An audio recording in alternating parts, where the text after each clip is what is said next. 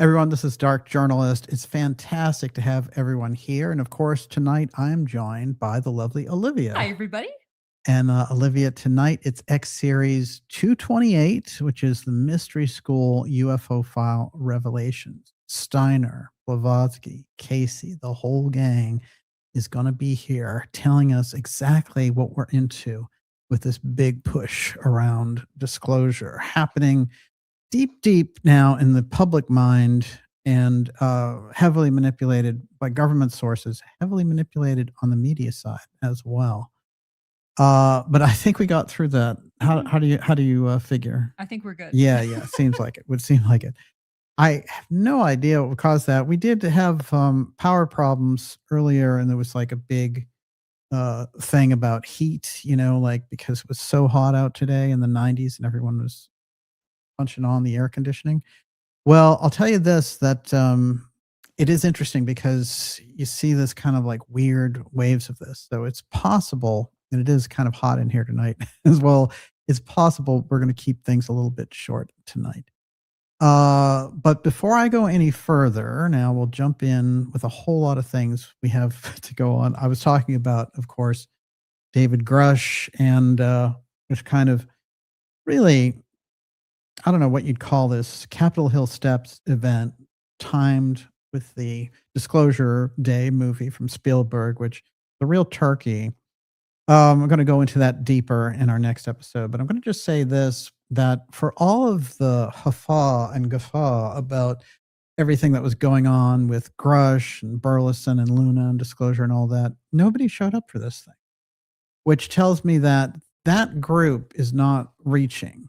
And with their limited message and, with their little kind of manipulated storylines, a la Chris Mellon, Lou Elizondo, although Mellon or Elizondo weren't there, their cohorts were. And the last time I spoke to Grush, of course, he told me, hey, it is in fact Mellon that controls the whistleblowers.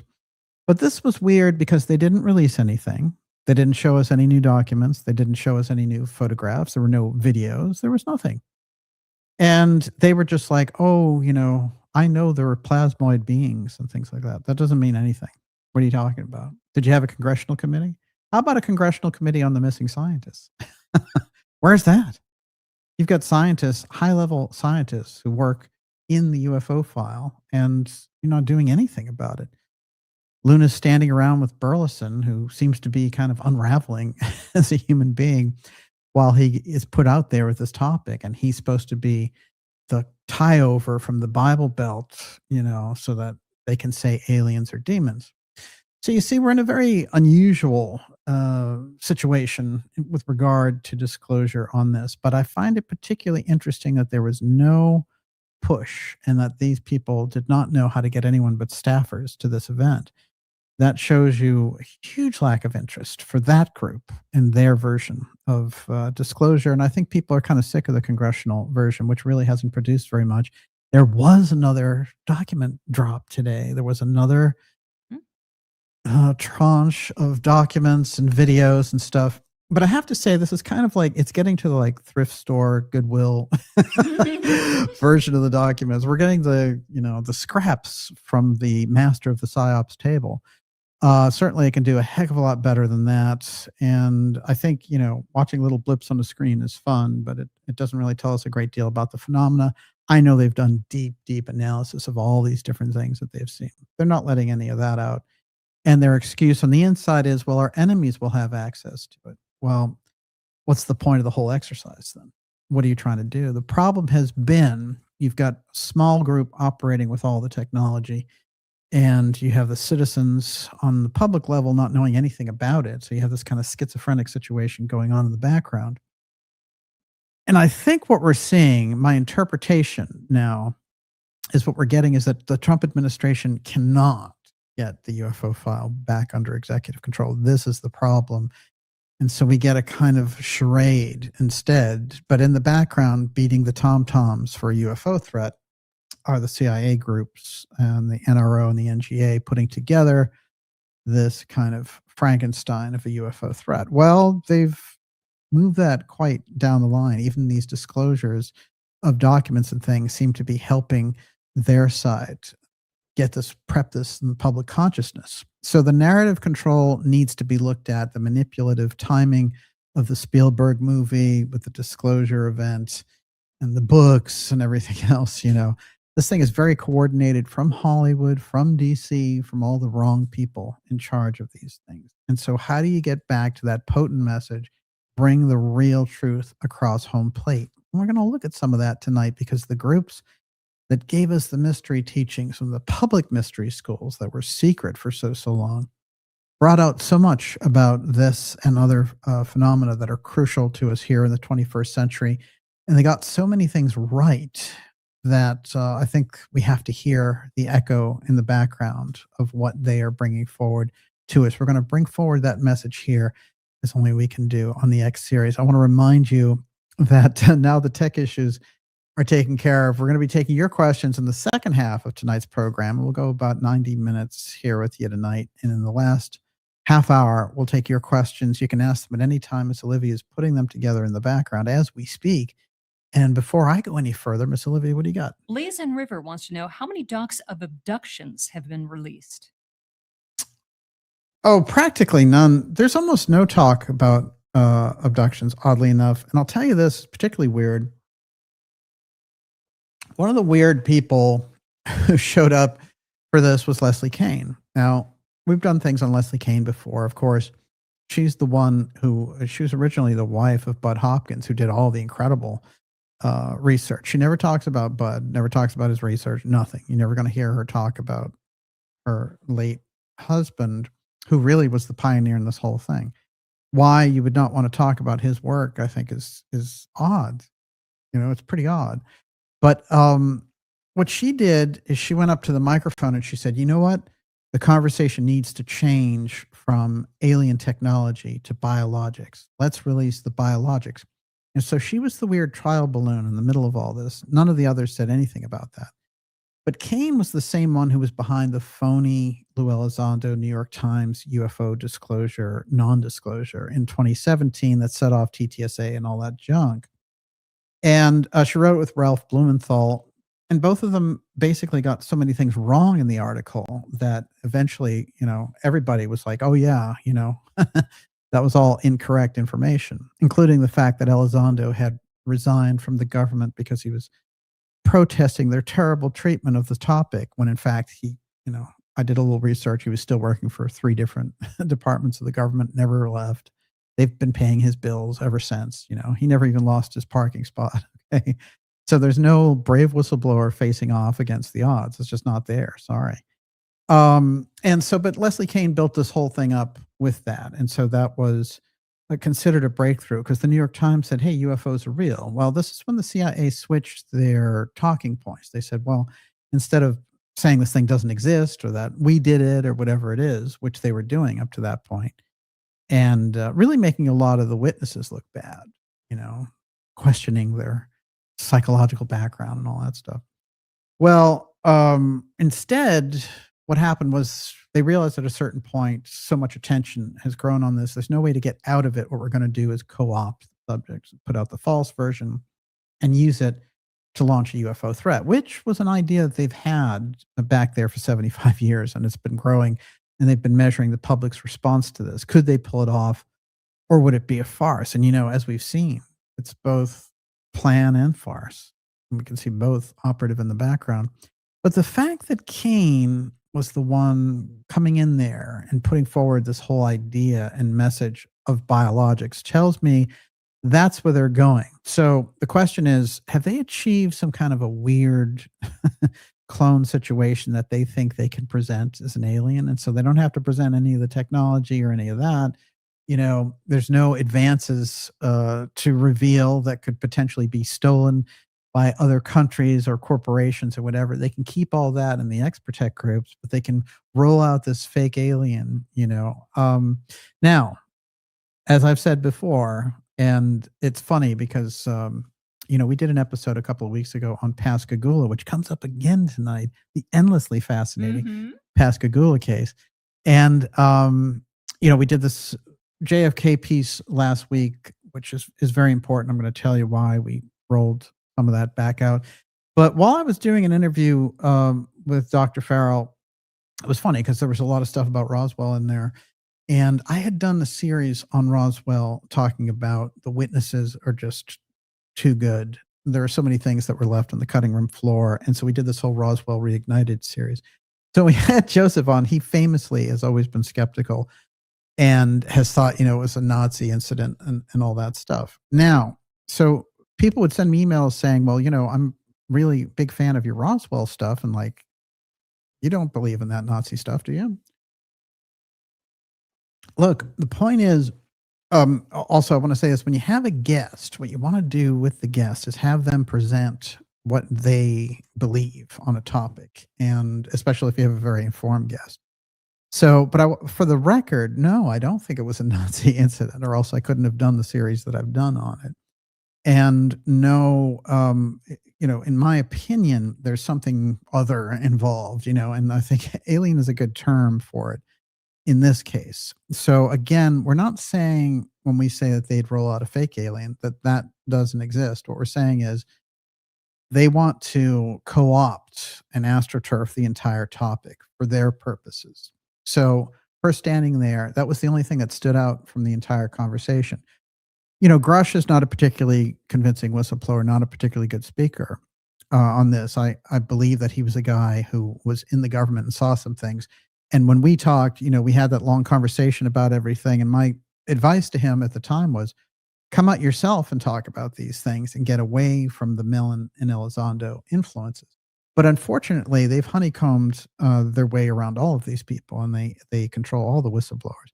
And what you find when you look into, Variety and all these Hollywood magazines and all that, is that Grush and Elizondo and all those people are all wrapped up with these movies, Stratton and all the rest of it. And so that's just what Spielberg has kicked off. And so they're just co-opting it. They're leapfrogging past the podcast space, because true, the podcast that they went on, the traditional run, Rogan and everything else, nobody asked them any tough questions. So, it was an easy romp, but it was not sticking to the wall. They needed it the way they needed it to. So they put together the Hollywood plan. And the Hollywood plan is because they're leapfrogging now past the podcast space. They don't, at this point, I think it's more in vogue to ask tough questions because everybody's gotten such softballs. What else can you do with that, And I think, again, this comes down to things that we've done here in the X series, the kind of potency that you would get in a conversation, for example, between myself and one of these whistleblowers is the thing that they can't allow. And, I've talked to these people in the background, including Grush. Of course, Grush always has a standing offer on this show, but he said, don't you understand what Millen would do to me? So that's the state of the actual UFO file. So people can run around, and pretend, I can't believe this Capitol Steps event is happening, and nobody even comes.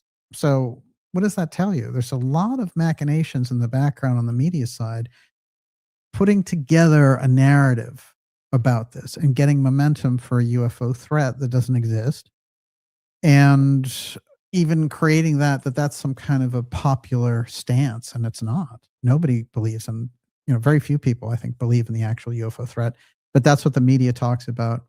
That's where the podcast space goes. That's where the whistleblowers go. And that's why you always have people who are proven liars like Millen and Elizondo out front there.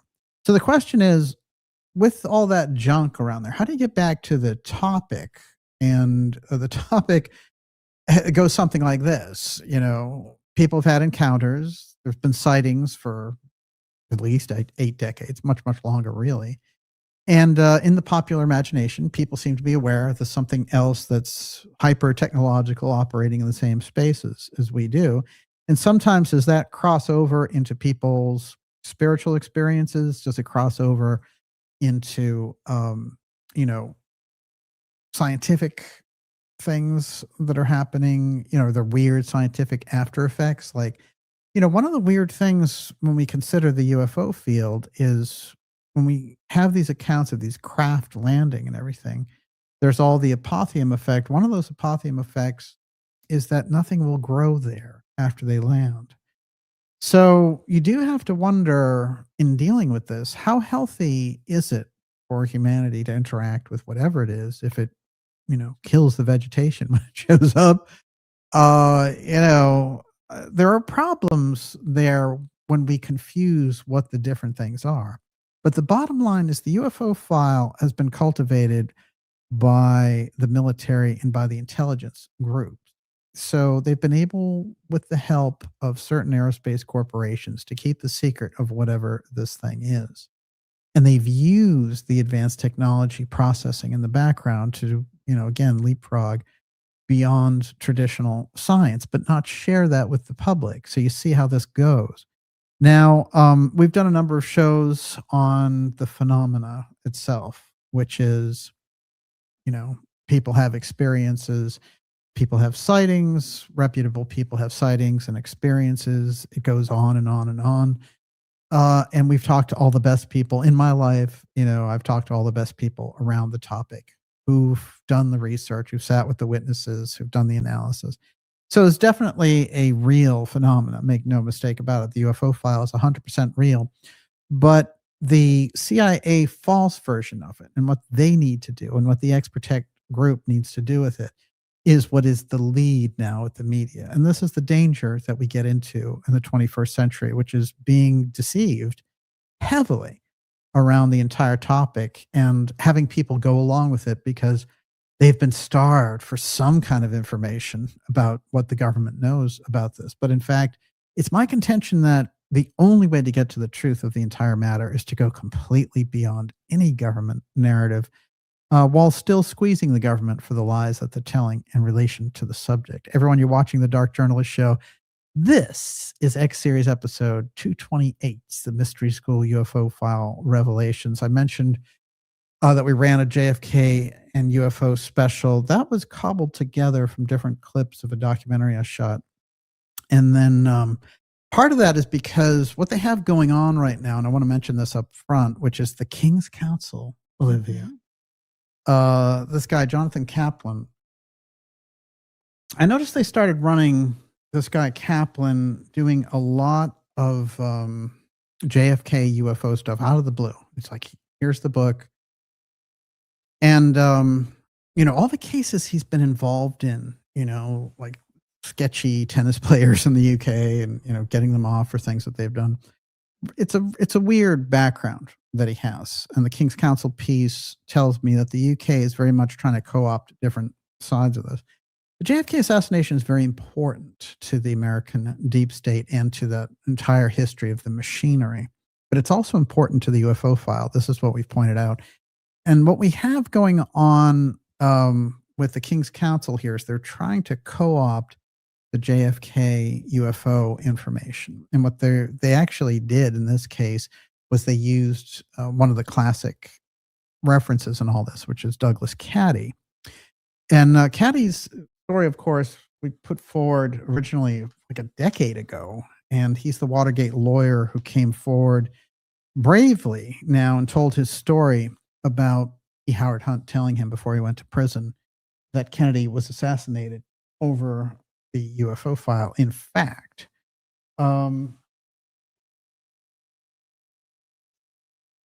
Caddy, he has an incredible background and career service. And what I did, when we came out with this revelation, and like I said, this is like a decade ago, and we've done subsequent interviews with him and all kinds of specials referencing that. And we also reference Kennedy with Lloyd Berkner and the speech he was going to give at the Dallas Trade Mart.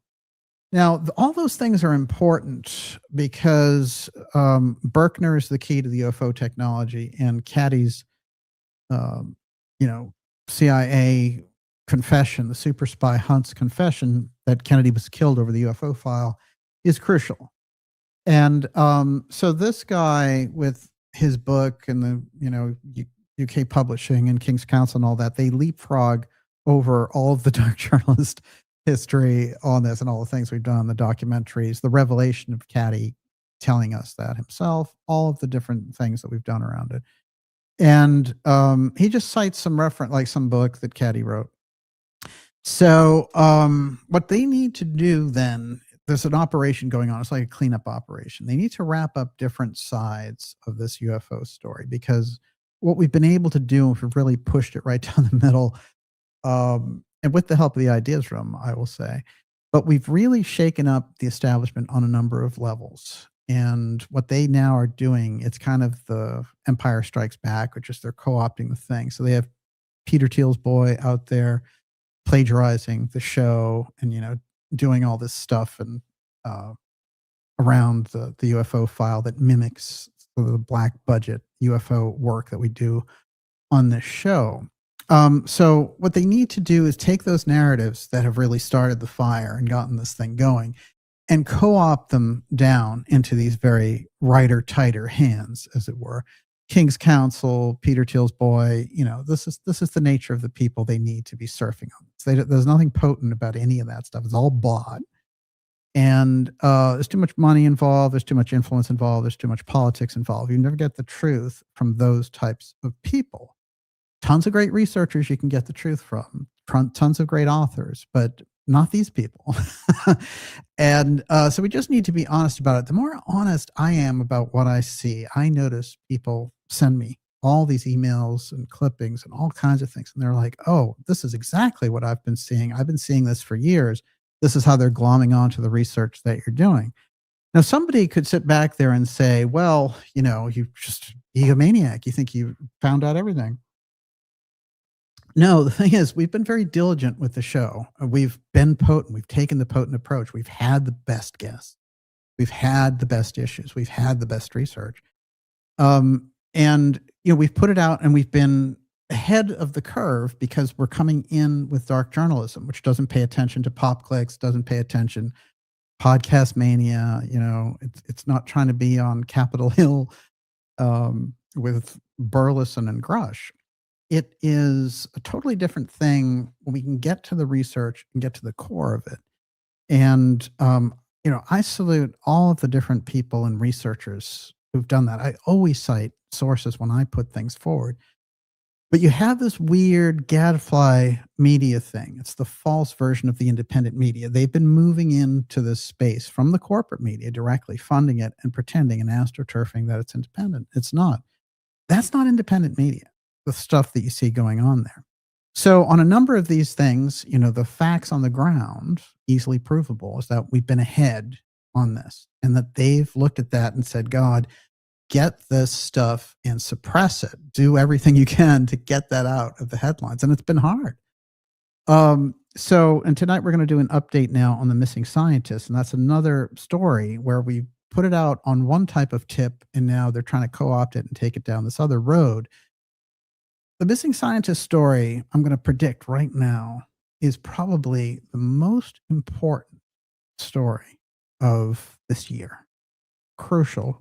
Much bigger than these flimsy UFO releases, much bigger than the Capitol Steps disclosure incident. And the reason is the people that they're taking out are the people who are in the heart of the UFO File redevelopment program, because if those people got called in, if those teams that were working on this get called in, then, whether it's congressional hearings or something else, then you run the risk. And those people are at risk. And I do think there should be a whole different dynamic in terms of protecting those scientists and those voices. So maybe on that front, there can be a lot of collective action about how people would do this, and that something like a congressional amendment on this would be something that would be valuable for those people working in those secret programs. Make no mistake about it. I want to mention one other thing, which is that, I had pointed out that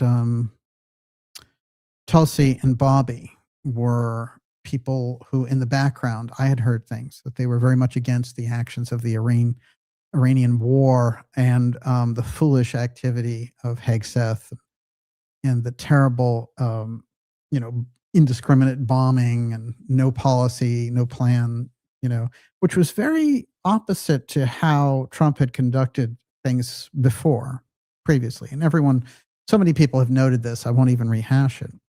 But, it's been a disaster of a policy. It's driven these incredible rates up of inflation and oil and gas and everything. What is gas? Like $5 a gallon around here or something? It actually just came down slightly. Oh, but good. It's 4. It's Good. 409 Yeah. Last time I I would say this, that when they It's actually, someone sent me $7.98 in California. So I saw one here for $5, but you're on the road. Here's the thing. The thing that we've been seeing is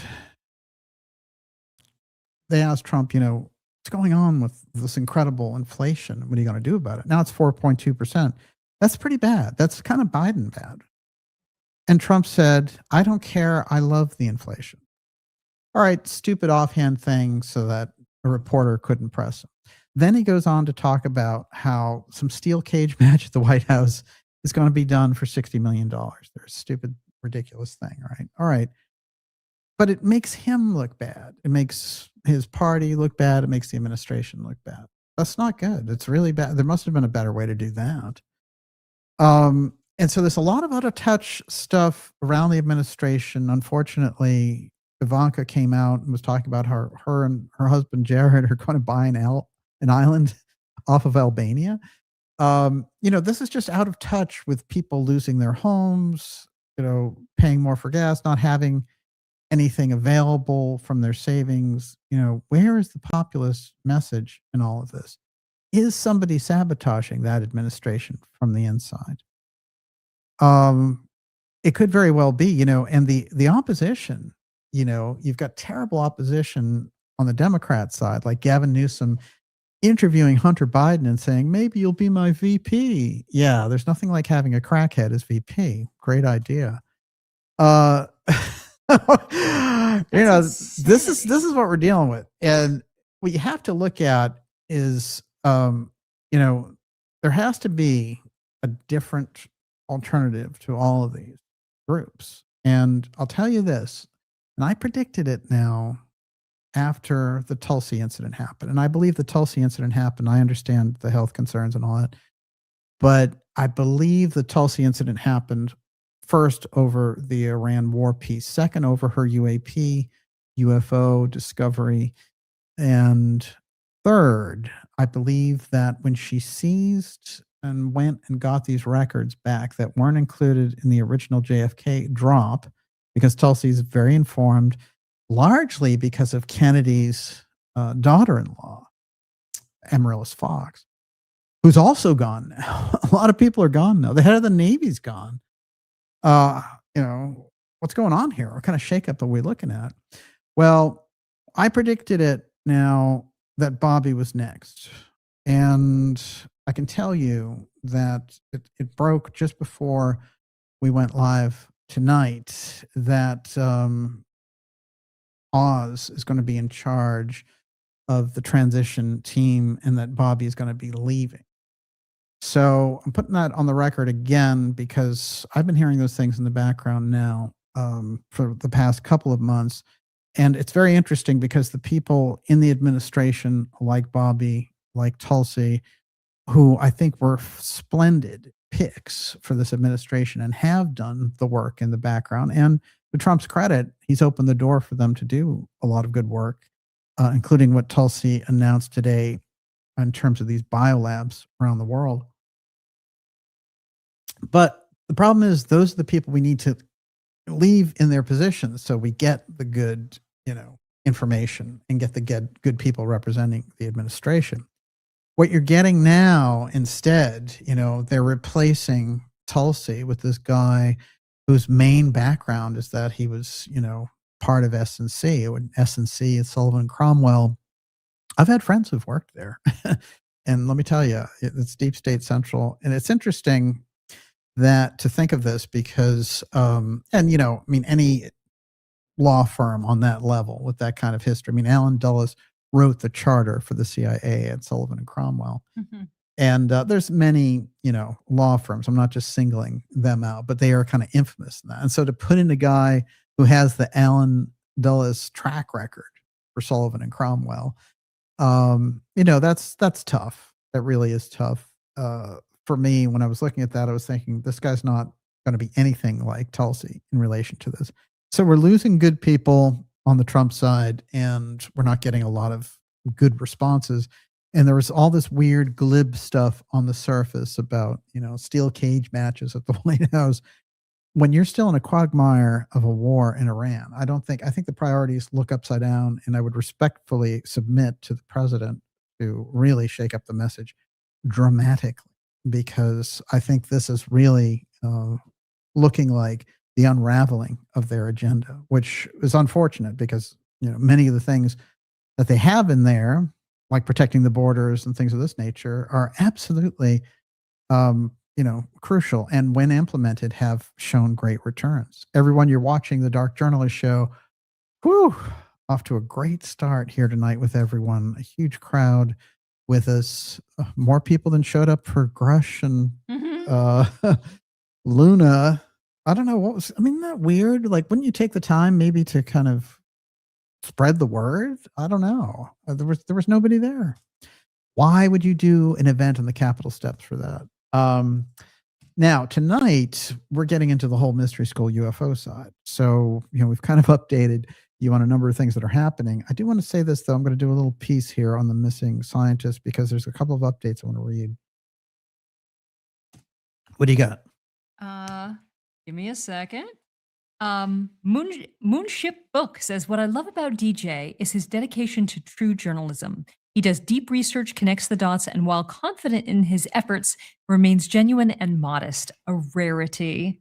I appreciate it. Well, I always say it's fantastic because my main info source, besides the research, is right there in the ideas room.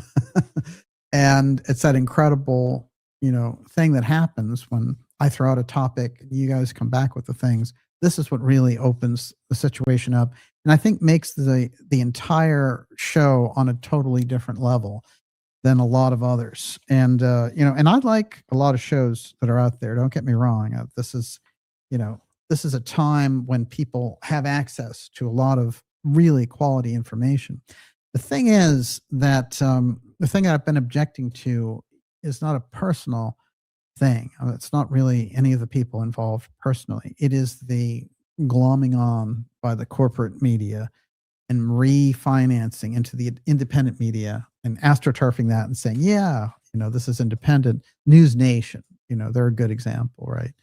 You've got Chris Cuomo coming out there, the same guy who told you to take the jab every 5 minutes, and that people with the jab shouldn't be able to go into the, people without the jab shouldn't be able to go into the emergency room. Remember that banger of a classic? How about his brother, the governor of New York, who, put all those elderly people in with COVID patients and they all died? Yeah. So, there's a lot of sketchy people in these positions, and those are the people pulling out the Lou Elizondos of the world and presenting them and saying, here's your UFO disclosure. You got to get those keys in the background. And trust me, even with somebody like Lou, it's not personal. He's just showing up for a job. That's his job. He's a counterintelligence agent.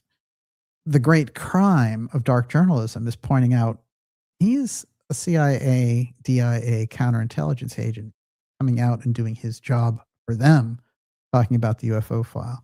He said it himself that he's not a UFO guy. He's a counterintelligence guy. That's what he does. Well, I took him at his word, and it turned out to be correct. Mm-hmm. But I'll take the slings and arrow from his family. All right. I want to show you the last picture taken of General McCaslin. The general is still missing. February 27th is when he disappeared, and that's right when the Iran war started, and it's 3 days after President Trump announced, I'm going to put out a lot of these UFO documents.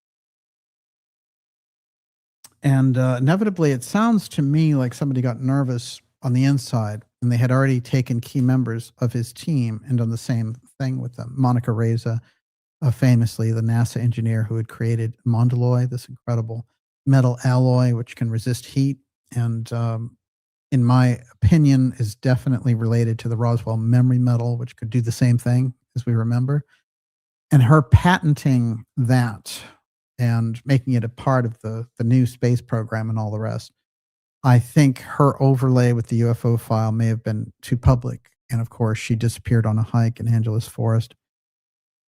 She was the assistant now to General William Neal McCaslin, who was in charge of all of the Roswell wreckage. And, many years after the crash, of course.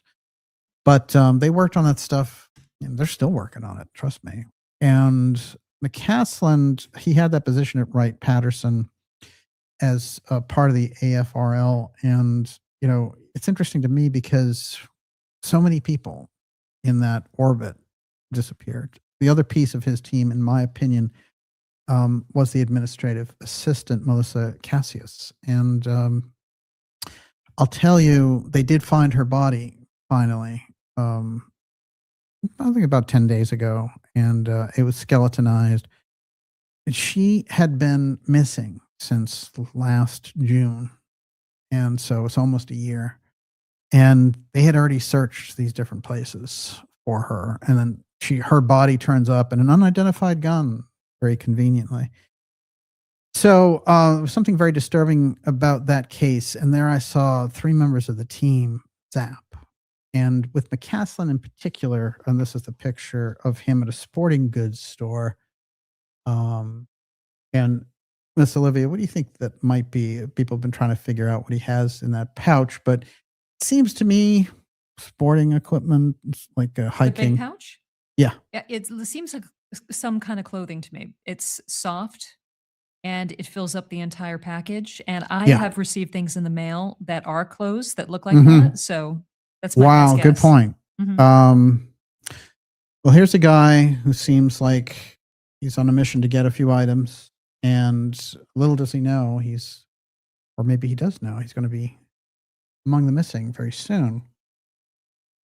I want to tell you this, that part of those body cams that they released with all the different questioning of people who worked with them and employees and things of this nature, it's quite fascinating, because one of the things that they did is they asked this woman who was his assistant, kind of like, you know, the replacement for Monica. And yes, he was retired, but he was active as a consultant in all these other groups like Blue Halo. And remember, the steganography of Blue, when you get around the UFO file, is unmistakable. We pointed out the Blue program in 2023. The government admitted it a year later, and then tried to play it down. They were like, yeah, it existed, but it didn't mean anything, you know, that kind of thing. And I had people come to me who were different types of intelligence agents and literally start conversations with me where they were like, you know, how did you find out about the name? Like, how'd you know? And it's very interesting what happens when you do the research and you crisscross into their territory, because the Blue thing, if unraveled correctly, could literally collapse the entire, I don't want to say scam, you know, but it's the entire operation rests on a false version of what they've been encountering. Let's put it to you that way. And so the cover-up, the way they've done the cover-up for so many years, and now the co-opting, both of those things can be completely wrecked by the Blue information. Make no mistake about it. But one of the things that happened there was they asked her, they were going through this questioning with her, and they said, you know, tell us, you know, do you think that he was still involved in classified projects? And she's like, oh, hell yeah. He had the top classification. He was working on the UFO files. Bingo. Bingo. And then what did she say after that? She said, well, you know, that night, actually, before he went missing, we had gone out, and he had gone out with Space Force. They were with us, and he was very disoriented from dealing with them. He was shaken up by having to deal with them. Something in that exchange, she noted, from him and his conversations with Space Force. Now, she didn't have access to those conversations. She went out to dinner, but whatever happened in those closed circles, they told him something. And they might have said, you have to do this mission for us. You know, you have to meet us in the desert tomorrow. But he was shaken up. And here's how the last sort of 24 hours of his life works out. Space Force shakes him up. You know, he goes to the sporting goods store. That's the last time he's ever seen.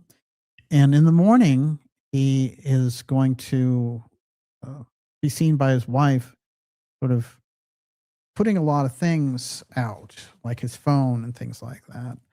And the wife is going to say, you know, well, what's going on? You know, and I'm going to go to this doctor's appointment. I'll be right back. And, you know, I noticed you're having a fight with the guy putting in the solar panels. Is everything okay? You know, and this is a weird little factoid that came to light.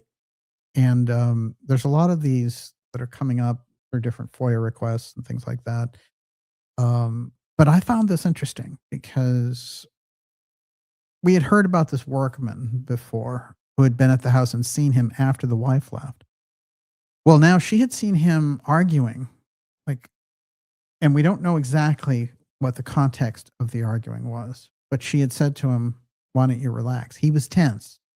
And he was not somebody who was known to express anger easily. He was a calm guy. So here he is sort of flipping out at this solar panel installation guy. And maybe the guy being there is messing up the plans that he has, or maybe he's really tense about the people he's about to meet after his meeting with Space Force. In any case, it is in that window that he disappears. Now, McCasland will disappear without a trace. And the last person to see him will be the workman, the solar panel installation expert. The wife, of course, just leaves him for an hour. So she sees him 11 o'clock, takes off to her doctor's appointment. 11:15 is the last time the solar panel guy sees him. In that 45-minute window, he's going to disappear off the face of the earth. All the cameras around where his home is, where he goes off and runs on trails and things like that, there's all kinds of cameras. None of those cameras pick him up.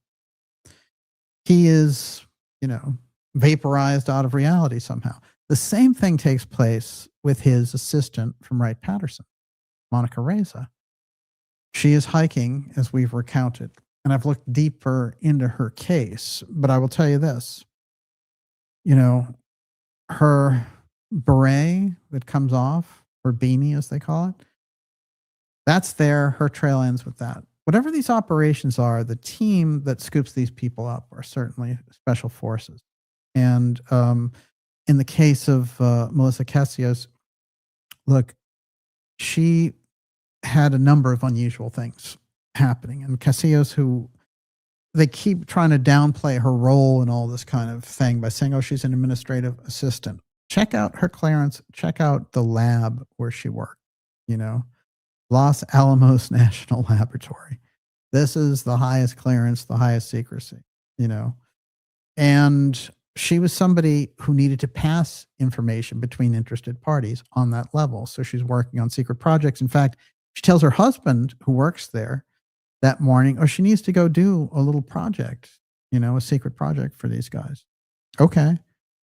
Now, when she gets there, she flashes her badge to get in. She's with her husband. She says, I'm taking the car and all the rest of it. She takes off. She goes to visit her daughter, who's working in kind of a fast food place. And the daughter says, what are you doing back? And she said, well, don't worry about it. I left my badge at home, so I have to go back to get it so I can get in. And the daughter's like, oh, that's weird. And of course, we already know she got in with the badge. So that's a lie. It's very unusual, a little white lie to tell. And she brings her daughter a sandwich, and the daughter says, here's a check I need to deposit. Can you go to the bank for me? Mother says, no problem. I'll see you later. She goes home, wipes her phones, leaves the phones there, leaves the check there that she's supposed to deposit for her daughter, walks 3 miles down the road, and disappears until her body is discovered in a clearing, again, that they had already searched. The body's redeposited there. I made a note of this in the Jason Thomas case up here as well. That took place in Wakefield. And his body, he had disappeared very strangely. One of the most unusual things that he did was put his smartwatch in the mailbox. In my opinion, that was some kind of signal for his wife to know something is up here. And these people, when they leave, the protocol is they need to leave any kind of devices behind. There's a national security protocol that's involved. In his case, he walks up the street, is never seen from again until around St. Paddy's Day. They find a very unusual discovery in the middle of the lake close by to his house. There he is in the middle of the lake. Well, I'll tell you, I think what they do in this situation is after the crime is committed, they fix the location and the timing for when these people are discovered.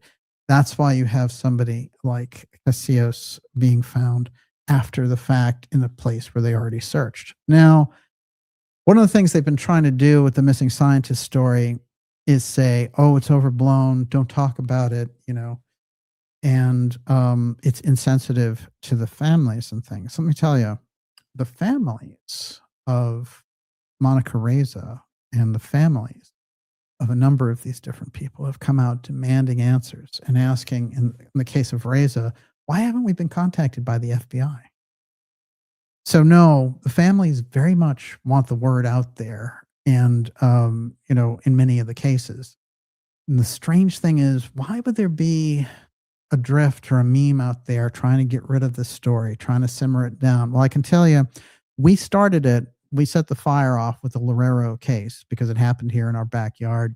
He was at MIT, and the way he was eliminated, very strange to me. But I'll tell you this, beyond that, the fact that when I did some digging, what wasn't in his bio was that he was working on the neutron star merger technology, which is, you know, this level of technology which has the possibility of recreating the conditions of a black hole, for example. You can imagine the kind of potential for weaponry, the kind of potential for energy production.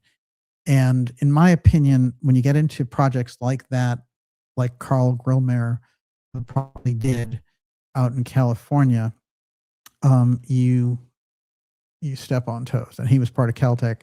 Now, you can step on toes with groups like the X-Protect who are redeveloping the UFO file. This, in my opinion, is what takes place. And that's why the secrecy and the massive obfuscation around the cases of these people disappearing. That story needs to be, and we did get it up to the desk of the president. And, you know, we went through various channels. Of course, we were cited in CNN, Rolling Stone, Daily Mail, you know, you name it. We were pushing the story even through mainstream media. It got there.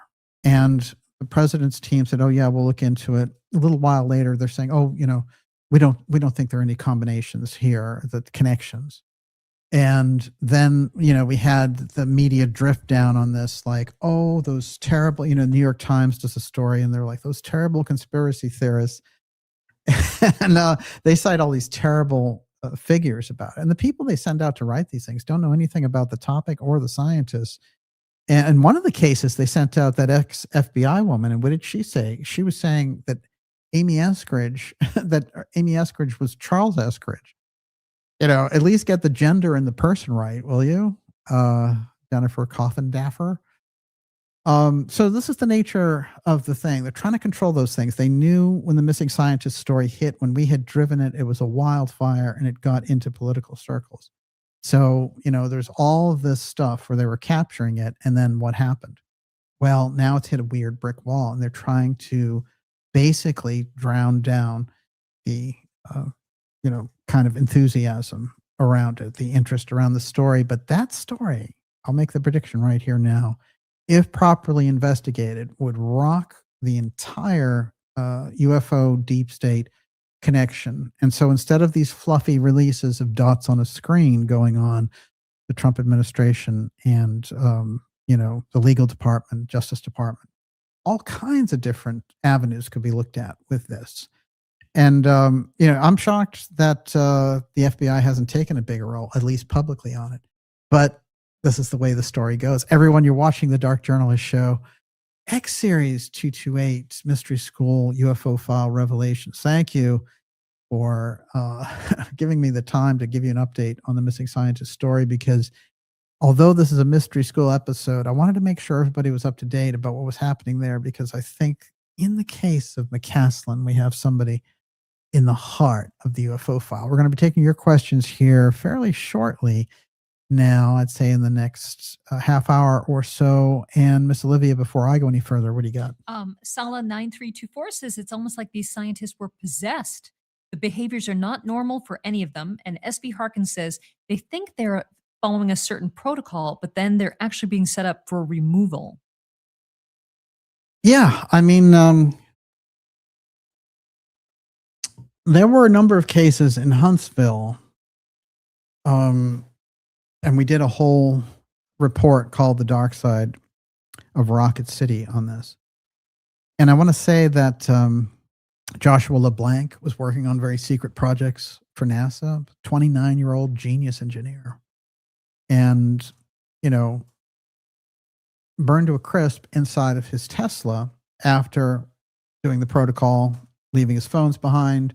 And in his case, driving to an airport, driving to the airport there in Huntsville, waiting for 3 hours, then taking off and driving his Tesla off a road, and you know, bursting into a bunch of flames where they couldn't even identify him for a while. So that's how serious the level of these stories goes. And what happens, very many of the cases, if you look into them, you'll find that pattern in the protocol over and over again. The question is, as part of their job, they've probably signed on to this thing that says, look, if a situation comes up that threatens national security, you know, you're going to get these instructions. We're going to tell you where to go, where to meet.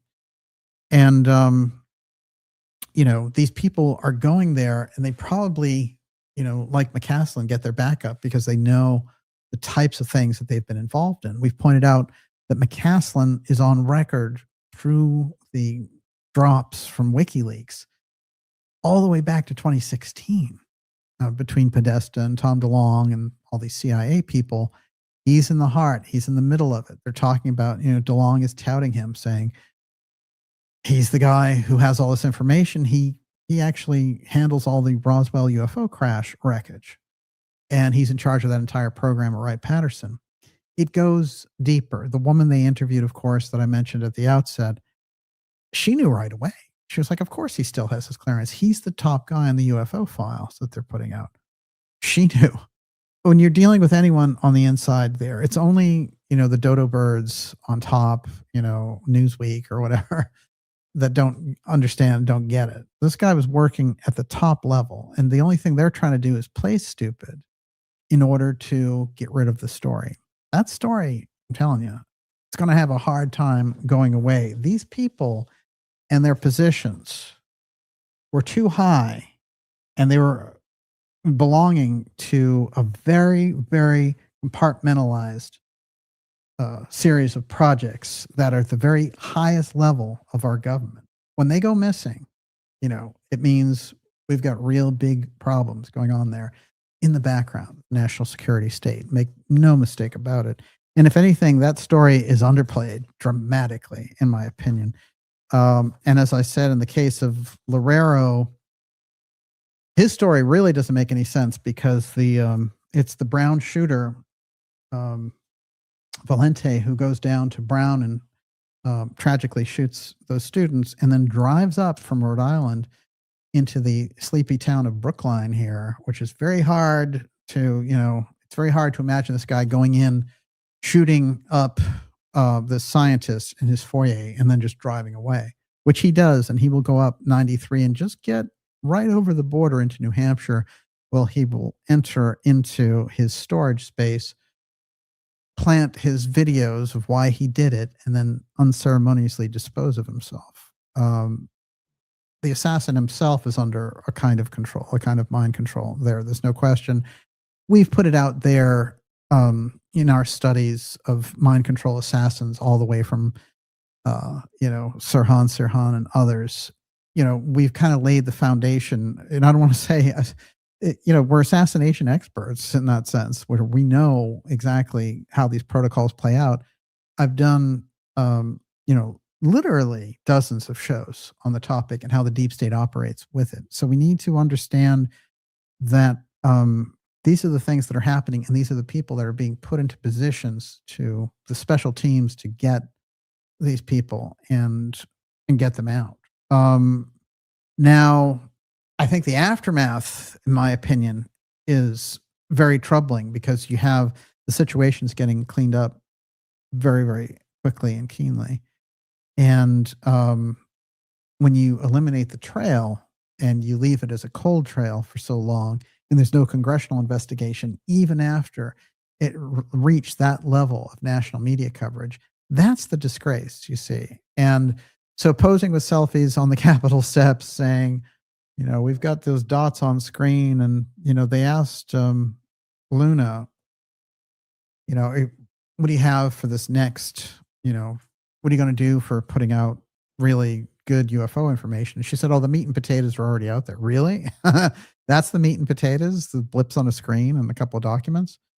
I don't know what they're talking about, but it's bargain basement, you know, disclosure, and it's, you know, maybe it's better than nothing, but you know, and it's good for the administration to acknowledge the subject. That's you know, a head fake towards transparency. But come on, you know, we're talking about the biggest secret in the government for how many years, and you know, loosey goosey videos. A lot of those videos have been out for years. I've seen most of them. So they're going to have to do a heck of a lot better if they want to move us into admiring their efforts at transparency. Where are those plasmoid beings hiding out? Everyone, you're watching the Dark Journalist Show, and we're going to go into this mystery school piece here on the UFO file. That, of course, is another graphic of the missing scientists and some of their connections. One thing I want to say is I did take down now word for word what the woman said who was involved with McCaslin, and she's an unidentified assistant. You know, she was the one who was working with him after Reza disappeared. And she said, "I was shocked this morning when I saw the alert because what I noticed Thursday evening, February 26th, the night before McCaslin went missing, is that he wasn't his usual self. He was kind of spacey and quiet. And you know when that happens with people." According to Wilkerson's statement, his wife's statement to police, McCaslin was just prescribed a new medication before he vanished. And, you know, they were kind of weighing in those types of things. But what's interesting is the woman, the unidentified woman who was his assistant, had this to say to police when they investigated, when they questioned her. She said he was the head of Air Force Research Lab to the point that the man's name are in the UFO documents that are fixed to be released. He's in that deep, so he has a very high security clearance. So I think that cleans up the matter pretty well. Yep. So this is what we've been saying, and the mainstream media has been saying, "Oh no, he's retired, doesn't mean anything." Oof. Well, you know, what are the facts on the ground? What's the potency there? What's the real truth? It's very clear. So that, now keep in mind all of these pieces around the UFO file as we start to go back into history to figure out what exactly the nature of the phenomena is. And we're going to use some very kind of crucial people from the esoteric realm to help us unravel that. Miss Olivia, what do you got? Circle Ranch says, how many of these cases will turn out they are now in protective custody and need the disaster story to seal that exit? Well, I'll tell you, I think there's too many of the cases. The real missing scientist count, in my opinion, is somewhere around 15. And I think 12 of the cases are a lock. And about 15, really, it looks like that's what they are. So there's too many cases just for them to have disappeared into protective custody. I'm sure it does happen, of course, and we've, you know, entertained the whole alternative 3 scenario where they need these people to work on a secret project. There's a disastrous thing with, you know, Michael Salla and whatever. I don't know. There's a certain point people should just hang it up, because he was like, "Oh, I'm doing this whole lecture. I'm getting all this information that Amy Eskridge is still alive." You know, just dreadful stuff. The very bottom of the barrel type of reporting on this thing. And you see. Wait, that's incomplete. And what? But how much money do you have to spend? Oh my God, forget it. Yeah, he had a lecture series about it where you had to pay to get the information. He was going to hold it behind the like paywall. $50 or something. Yeah, it was more than that. It's too bad. It's too bad. Of course, anybody, you know, who knows anything about the UFO file and knows about the background on it, you can write good information about it. You can incorporate deep state sources, but you don't take flimsy remarks from people. And then, you know, you're talking about people's lives here.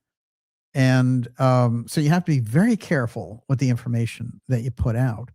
And so him doing that in relation to Eskridge's story with no evidence or anything is just ridiculous. And he was like, "That's a reliable source. I've come to trust this." Well, he didn't produce anything, did he? Sala was suspect from all the way back when he was supporting Corey Goode. He eventually turned against the Galactic Ambassador, but geez. All right, I just want to throw this out here about an interesting abduction experience. This is a tie-over from Pascagoula, where, of course, Calvin Parker and Charles Hickson were abducted. We did an incredible overview on X-Series 227 a couple of weeks ago.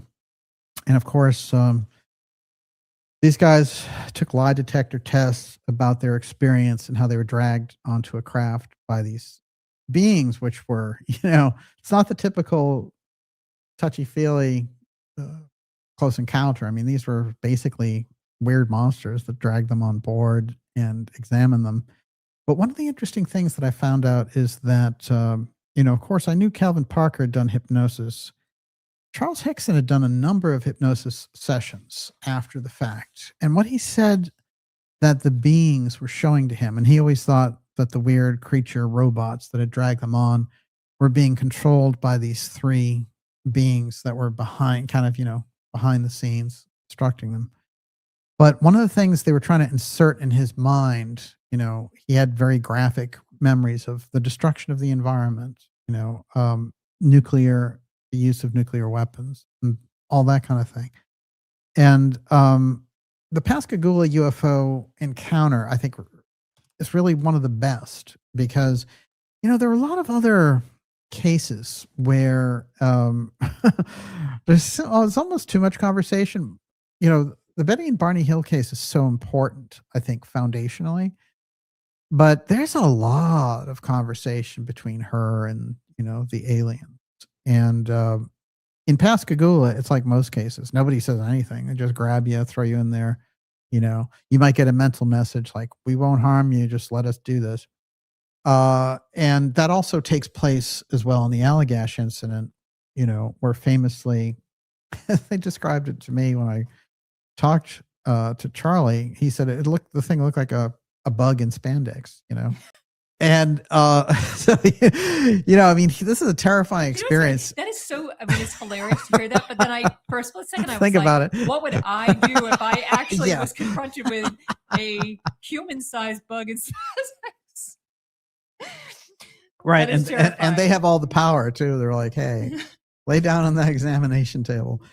Well, here's the interesting thing. So Charlie, when I went through and listened to his various hypnotic regressions, he says that the aliens showed him numbers over and over again. And one of the number sequences they showed him was 1992. Now, it's true that the incident takes place in 73. And then you could say, well, they're showing him 1992 for some reason. And when he's doing the recollection, it's actually 20 years later. It's already a year after 1992. He's being regressed in 93 by Bud Hopkins, in fact. And what he says is, no, they're showing me 1992. And I was like, oh, this is an interesting little detail. I'd never noticed it. I'd never really heard anybody point it out. But it captured my imagination because I remembered the series of episodes that we did about all the Delshow Trump imagery, combinations of all of that through the our interviews with Walter Bosley on NIMSA and things of this nature, which is this 19th century group that had advanced airships, but way advanced to the Wright brothers. But how where were they? They were coming from Germany to Sonora, California. Something very, very strange was going on there. And of course, when I went back in my head, I've always tried to study their weird code that had the X-steganography in it. It's some kind of formula. I'm going to show you this here. Very odd. In one of the paintings, they're literally keeping our friend Charlie in mind. Look at this. What's that date, Miss Lee? 1992. Yeah. So here we have a Delshow airship with 1992, and this is the same thing that comes out of the Charles Hickson abduction experience, the same sequence of numbers. I just thought, if that's a happenstance, that's a really heavy, mighty heavy duty one. And what does it tell us, if anything, about the 1992 sequence with Delshau? Something in that, and we'll be pursuing more along that line of what it's all about. But I happen to have thought from the very beginning that it's a mystery school group who's behind the NIMSA work in the first place. And that's why they're able to do things like predict Trump and 45 and all that in the incredible drawings of Delshau. Of course, there's a JFK connection with that because Jean de Menil is, the person who brings all of that out. And it is the, de Menil and his wife who are connected very, very strangely to that whole piece of David Ferry and our friend who's running the UFO File, Guy Bannister, in the JFK assassination piece. They're the ones who bring out the Delshau work, which has been lost to history and found in some antique shop 50 years later. Was the work planted? Very interesting indeed, shall we say. But they were onto something. And again, you've got aerospace and the JFK assassination. You cannot get away from that connection. And that is the whole piece with the Schlumberger Oil Company, which was the largest oil company. Schlumberger. Yeah. Wow. Yeah. I forgot about them. Mm-hmm. Really incredible. Speaking of incredible, here's a couple of things I want us to keep our eye on. Okay. This is, that's Junior, who was the leader, according to Betty Hill. And she worked for hours with the sculptor to get the face right and all the rest of it. And it's an unusual looking being for sure. Does not really look like a gray, has more of a human piece to it. I'm going to talk to you a little bit about some very curious things that Rudolf Steiner said in looking back at his comments and trying to connect them up with the kind of modern phenomena of the UFO file. And of course, I want to say this, that if you're looking traditionally in the mystery school work of Helena Blavatsky, Theosophy, or Anthroposophy, you're going to find all kinds of cosmic influences and beings and spiritual beings doing this influencing from the cosmos. You're not going to find physical beings zipping around in, flying saucers. That's not in there. It's not in that work. They're trying to show us something else. If you look at what Steiner was trying to warn us about, he wasn't trying to warn us, he wasn't saying, oh, watch out, UFOs are coming. He never says that. What he says is, Ahriman is coming through in the 21st century through the technology, set up the eighth sphere. And it's a great challenge for humanity because we run the risk of losing, basically, our natural spiritual evolution. The spiritual evolutionary track that'll bring us into the next, kind of completion cycle. And the whole idea is that this Ahrimanic force is a force, a technological force that will use that to kind of subvert humanity, keep it under its control, things of this nature. This is the work of our good friend, Rudolf Steiner. And we've done so many shows incorporating Steiner's work. There's a large history in the X series. And I highly recommend the videos that we've done on things like the eighth sphere and Ahriman. But what I want to point out here is that these are the warnings that we're being given. We're being given warnings about how humanity has to face off against its doppelganger, and how the doppelganger energy basically is part of this Ahrimanic temptation, and that it is through that temptation to become gods through the technology. Now, he's also a proponent of technology. He's not somebody who says, go live on a hillside and become a Luddite and forget the whole thing. No. But he's saying if you don't incorporate that spiritual scientific blend, then you literally, humanity will be cut off and it won't move into this next kind of glorious cycle of evolution. That's what he says is going on. And it's very interesting because I've pointed out before that Theosophy in general is, more optimistic. They're just like, oh yeah, we're moving into the next version, the next root race, the next epoch. It's going to be here. Everyone's going to be psychic. The world teacher will be here. It's a party. But Steiner kind of says, yeah, but you've got this problem. It's this harmonic, deep, deep problem. And there's this whole warning about this doppelganger issue in relation to electricity and technology and this entire piece and the threat it is to spiritual evolution. Now, when you kind of take into account the deep levels of mystery training that Steiner had, and again, who he was is quite remarkable because, like many of these people who become masters, he had 5 different lives going on.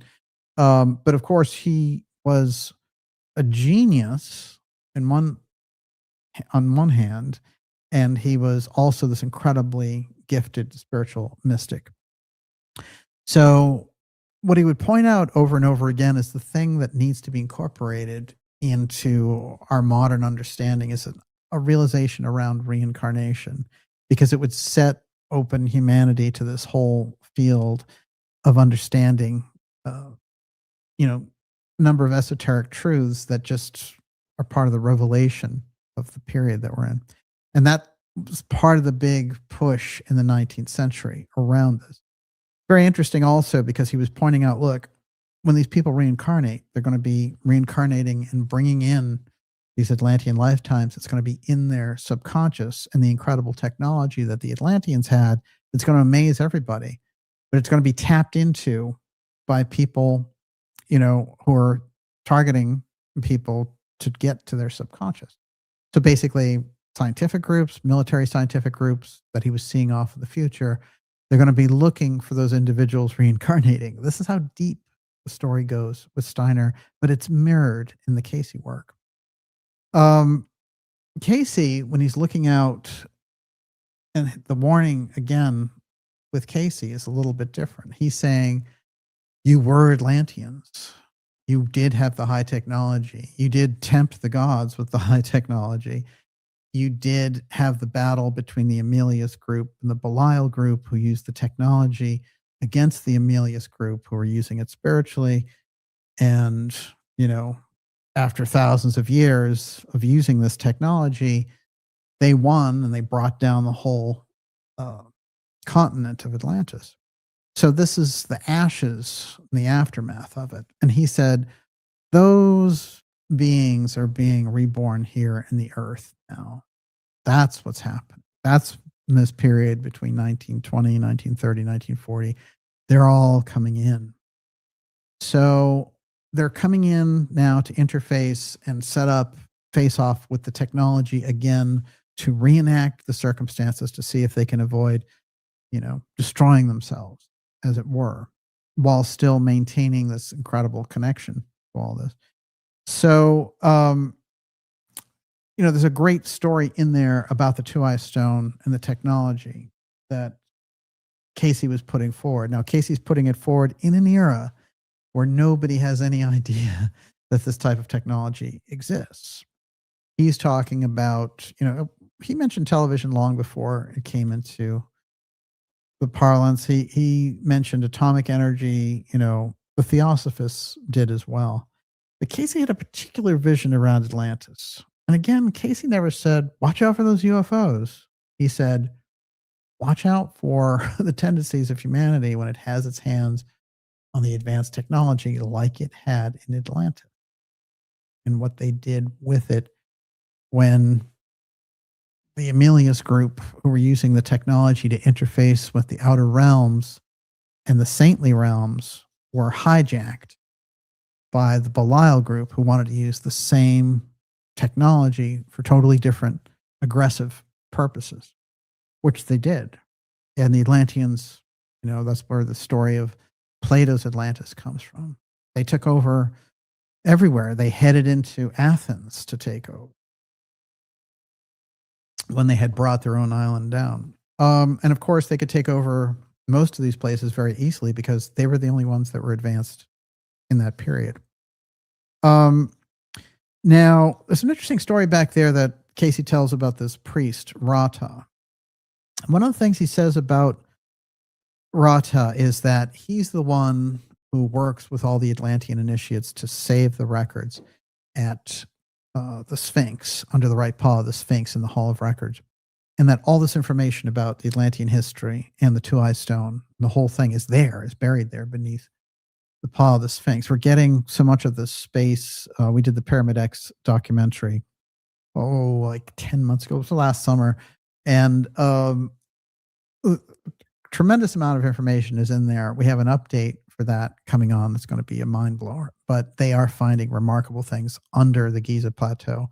And I believe this is going to relate directly to Casey's prediction. One of the things I want to mention here is that, and really the Casey Foundation should do, they do so many different things, but they really should be going for the Hall of Records conferences right now, because they have a new CEO and he seems like a more savvy guy than they've had in there. One of the things that Casey said about the Hall of Records is that it's a pyramid. That's why we named the special Pyramid X.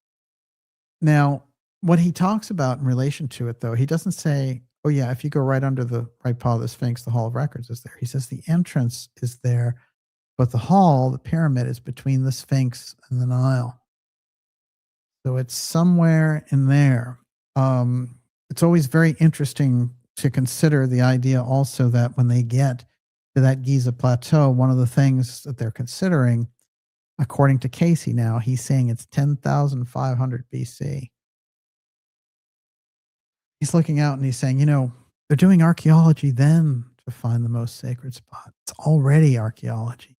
So it's 10,500 BC, go further back, because that's how old that plateau is. That's where they decide to build the pyramid and the Sphinx, not in 2,500 BC, but in 10,500 BC. Of course, the archaeoastronomy of the period has the Sphinx in 10,500 BC looking out at Leo. So, so much of this just adds up dramatically. And Casey over and over again has been vindicated with those visions, which, was a guy lying down on his couch going into trance, but with the right intention, tapping into the right records with the right abilities. But this priest, Rata, is quite fascinating. That's an incredible painting of Rata by friend Nanette Christ. And all of Nanette's paintings have this incredible, if you want to get around the masters, she's got the greatest stuff. But Rata is very interesting because Casey says, Rata was the kind of psychic leader of this group that came into Egypt. And the thing about him is his mother was a daughter of Zu. And then he says, without human father. I always found this phrase interesting because it either relates to Rata's mother or Rata himself. And probably because he only mentioned the mother, it probably does relate to Rata himself, which is that he's the one without human father. And he gives a very interesting description of him as this very kind of pure individual, but no hair, which I found interesting as well. Now, Rata being without human father, the next question is, who's his father? And what is his father? Well, if it's not human, then it's something else. So the stories that we have in the background about Nephilim and things of this nature are, very important to understand the period and understand what was happening and the whole Sons of God interacting. Now, that doesn't have anything to do with aliens the way that we're talking about and relating to aliens, like aliens flying in a flying saucer, landing here, it's a whole different level, which is what the mystery schools can give us, which is the absolute level of the interface of higher beings with humanity. That's the thing that's missed in the conversations. And if we get that right, it's going to be easier to understand who's doing the technological zooming around and what's happening there in those types of places. Now, the Atlantis technology that Casey's referring to is the type of advanced technology. He's talking about the ships that they had in the period that could go anywhere and anywhere in space that they imagined. So Casey's already looking out and saying the technology exists and that they have it there in Atlantis. So this is the great disclosure. It's Atlantis disclosure, right? And then you have UFO disclosure over here, which would mean, oh, the aliens then are some kind of peer, right? They're not super gods. They're not super villains. They would be a peer of some kind with the Atlantean technology. That's the way and the important way, I think, for us to look at it. But if we don't understand the Atlantean piece, you're never going to understand what is qualified as the alien piece now, because of course, when we come into the technology, when we come back to the Atlantean period, the way that Casey's talking about it, suddenly, who are we greeted with? These other beings. Well, is that part of the recapitulation of Atlantis as well? Remember, there's an incredible part of the Casey story where he talks about automatons. And automatons are very important, very often missed in Casey's story, but the Atlantean scientists had made them.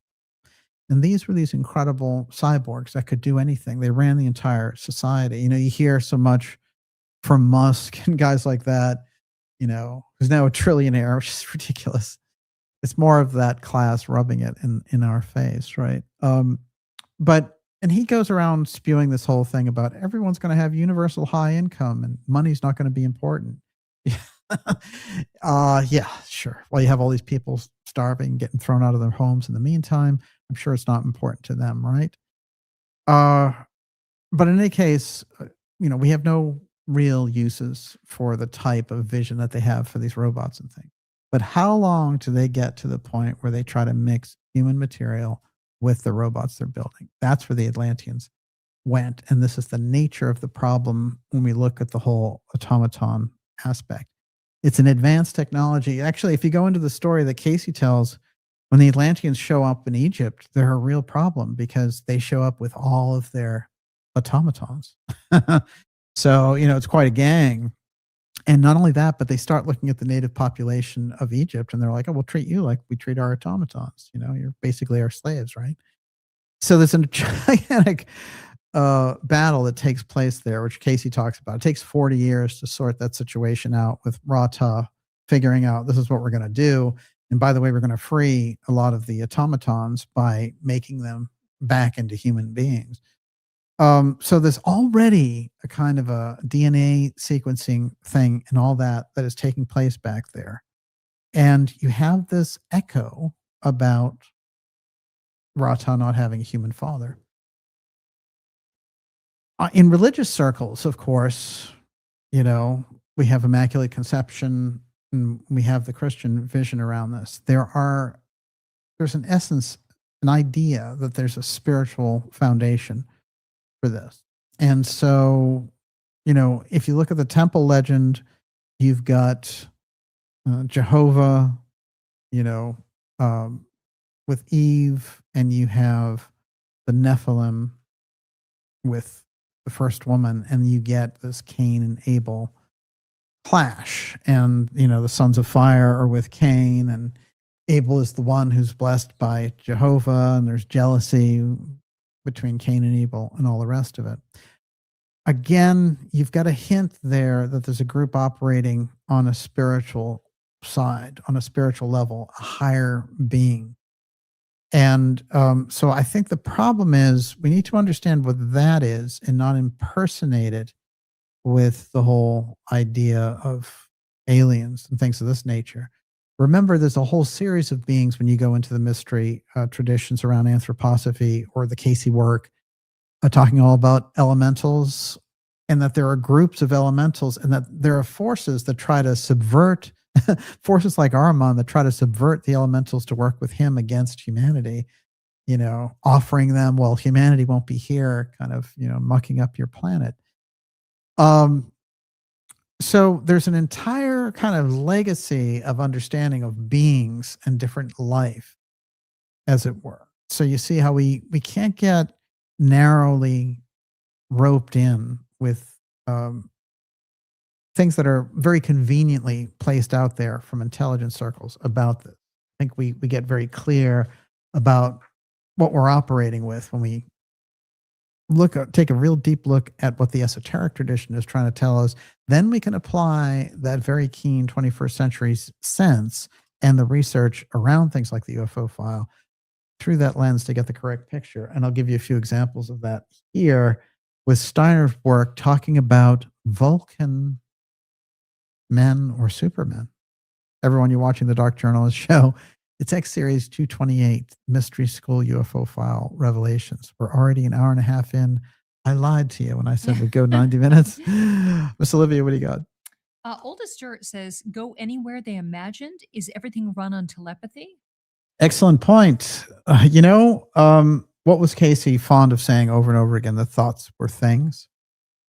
And there's a level of understanding that somebody like, for example, Colonel Corso came to around the UFO file, where he realized that the person that they had found, crashed dead in the ship was part of the navigation system. This is what he put across over and over again.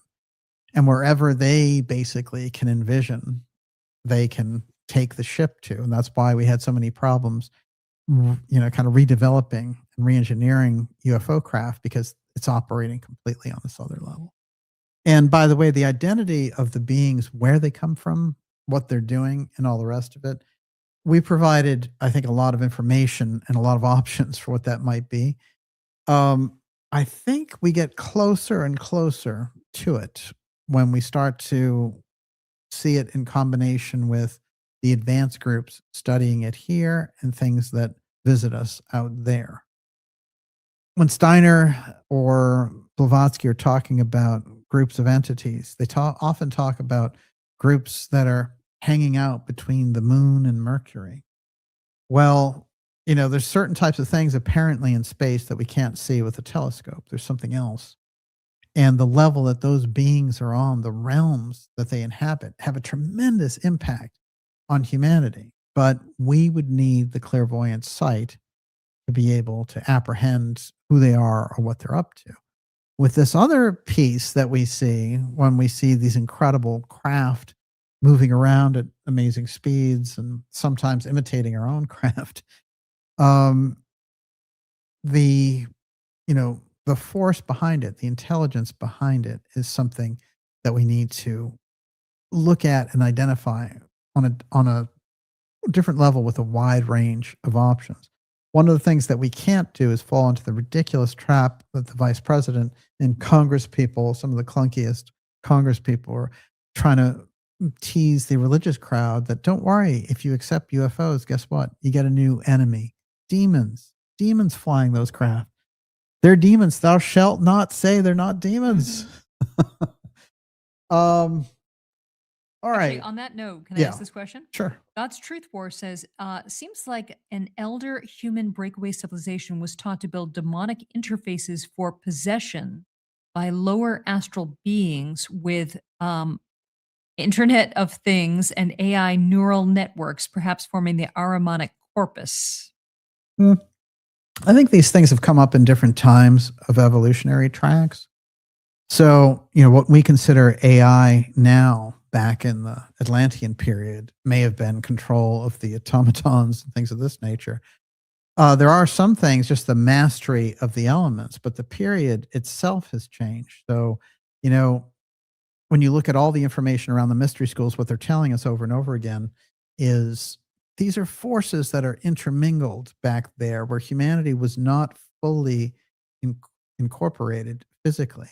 It had developed its etheric double, its etheric body, its astral body, and physically it was building up.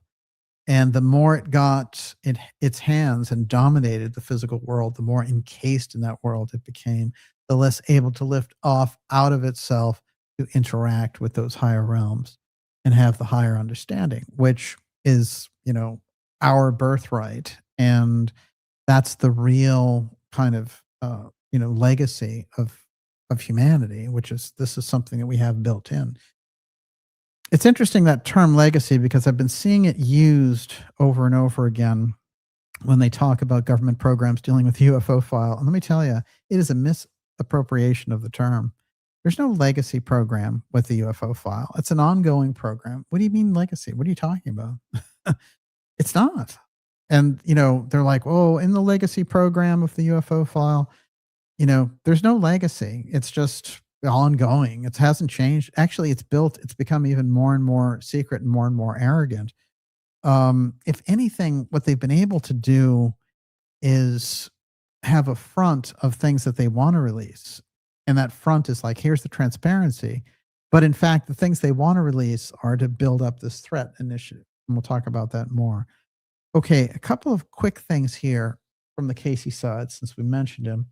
I want to explore two real quick things, and then we'll explore Blavatsky's quote, and then we're on to your question. Mhm. Sounds like a plan. You got anything else? Good stuff for later. All right, good. Before that was the CAYCE reading here around Atlantis.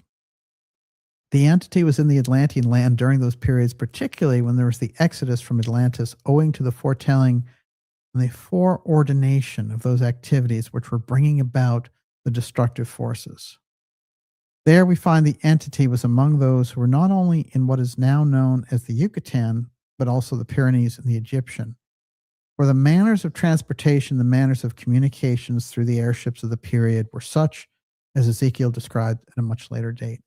I go back to this because it's crucial. It's a crucial understanding. He's saying the Ezekiel craft or Atlantean craft. There's no other way to read that. He's not saying Ezekiel's not a prophet who deals with God at all. He's saying both. But if Ezekiel is operating with that technology so many years later, 9,000 years later, after the Atlanteans have gone down, who kept it? Who kept the technology? And when we get into our Cosmos Club shows, we've got that whole piece of the founder of the Cosmos Club, and he shoots up, to incredible celebrity out of nowhere after being a one-armed soldier in Cape Girardeau. And he leads these incredible expeditions with the Paiutes and the Grand Canyon and all this. Something, in my opinion, that he discovered was somebody had kept that technology as well. Of course, Cape Girardeau is where we had the first major UFO crash report with the bodies and the whole bit. 1941, 6 years before Roswell. Well, this is the same location where the founder of the Cosmos Club came from. Let's come into this question about other beings this way a little bit. This is a reading about an entity named Mzuan. And of course, Mu is there in the title. This is a prince of this Gobi land, the city of gold. And his background had been through Mu, the motherland in the Pacific, which was like the Pacific version of Atlantis that went down a little bit earlier, and the people all migrated into Asia. And here's what CAYCE has to say. Yes, we have the records here of this entity in the experience as Mzuan, the son of Mu, in that experience as the prince of the Gobi land. These experiences became rather hard to indicate in the present language. And so he basically is like, I'm going to drill this down for you.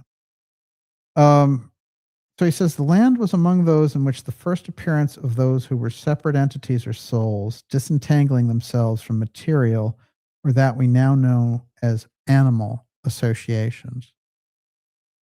For the projections and those that had come and the influences that were termed Lemurian, or the land of Mu, these then we find in that period there was the choice of that soul that became in its final earthly experience the savior, the son of earth indwellings, or of those that men see and comprehend. The land was under the influence of Mu, became as what would be termed in the present the highest state of advancement in material accomplishment. Read technology here, okay? And for the benefit of conveniences of man's indwelling, less combative influence of the elements, or is that if man knows as nature? These activities included those things known as colonies or groups that were gathered for a common purpose, submitting themselves to an order as might be proclaimed by one of its own members. Or Mu, the ruler, the prophet, the sage, the lawgiver, was of this particular group. The influencer force covered something that would be termed now 100 to 200,000 square miles of domain. This land of domain was at that stage in the period of advancement when there was made from which clothing, leather, materials for building, and here may be discovered when these are excavated. The greater use, timbers, woods, all of this was developed by Mizuen in this environment. So he's building up these incredible cities. And then Casey goes on to describe this incredible city of gold that they develop. And also that no one can attack them because they use these acoustic weapons that make them kind of invincible, right? So here's a weird technology piece coming in from the other side, from the Lemurian side. Now, he goes on to talk about flax, cotton, silk, and other properties in active use. You have to love Casey, like really. You know, you hear psychics sometimes go off and they use very vague language for things like, oh, the people, enjoyed themselves. Casey's talking about this is what they dress like. This is what they ate. This is how you know you're going deep here. The entity Mizuen, or the son of Mu, is the prince who grew under these influences for the leadership. And he collaborated with the teachings of Rata, Og, and the remnants of the Atlantean experience. All right. So now we have Rata and Mu combining to make this kind of dream place in the Gobi. Supposedly now, right after Rata had set up, the Great Pyramid of Giza and all that. Okay. Now, this was the highest period in the beginning of the entities giving forth an activity of word and purpose in the experience. There was the conservation of natural resources. The entity and its associations and the heralding of this union of purpose from the various centers as proclaimed by Rata, remember he's bringing in the Atlanteans and making their Hall of Records, brought many of a disruption in various centers. And the various activities to the entity were abhorrent in their influences. They were brought a greater union for a period and a breaking up among his own peoples. His stature now would be 5 feet 11 inches in his description. Blue of eye, hair dark, gold, 6-fingered, 5-toed. 6-fingered, 5-toed. Later on, he goes on to describe his skin as blue. So he's a 6-fingered individual from Mu with blue skin. So you're getting mixture. And he's obviously this incredibly advanced, leader that Rata is working with. Rata doesn't have a human father. This guy's blue with six fingers. So something's different. Something is unusual. Obviously, there's some kind of human spiritual mix in these beings, and they're deemed leaders. And, Casey goes on to describe all this. One other thing that he says here, which I find interesting, is about the type of advancement that they had. Notice this. The communications, not the telegraph as is known today, more of that of voice transmission of quite a different type and nature. In the personal activities, this entity's predecessor was a teacher, lawgiver, and the entity was rather one in the experience that implied himself for a closer union with all the groups in the land. He goes on to describe how they had these very advanced elevators,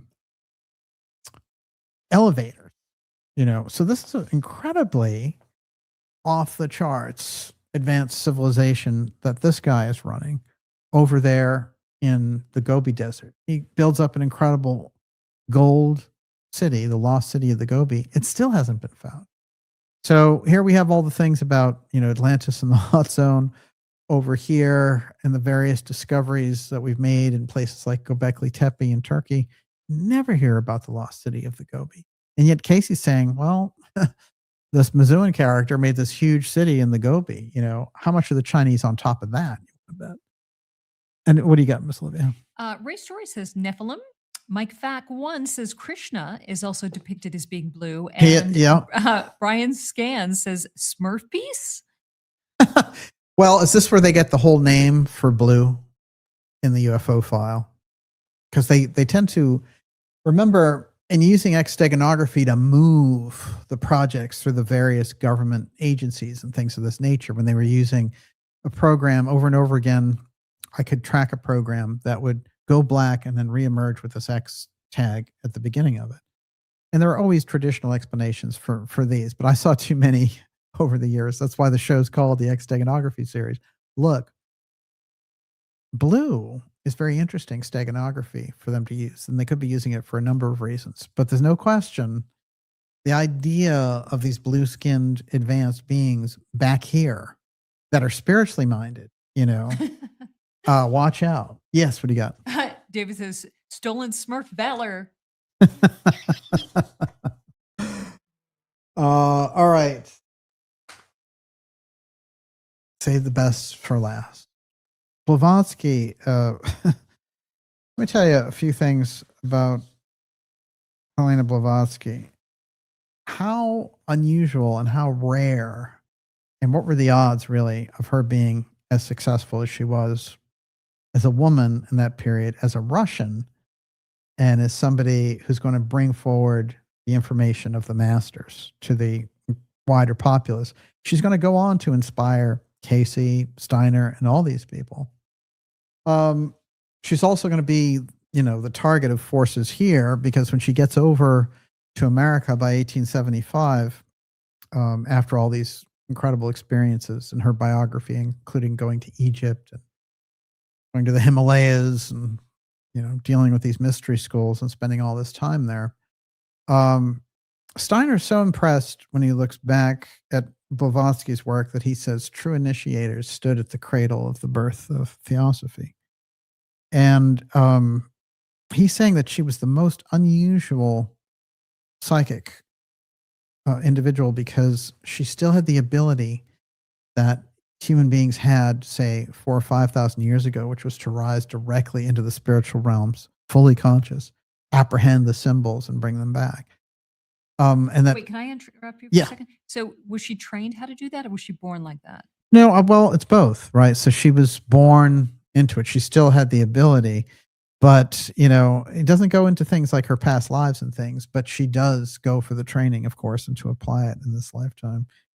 And there are all these interesting stories about her visits to Tibet and all the rest.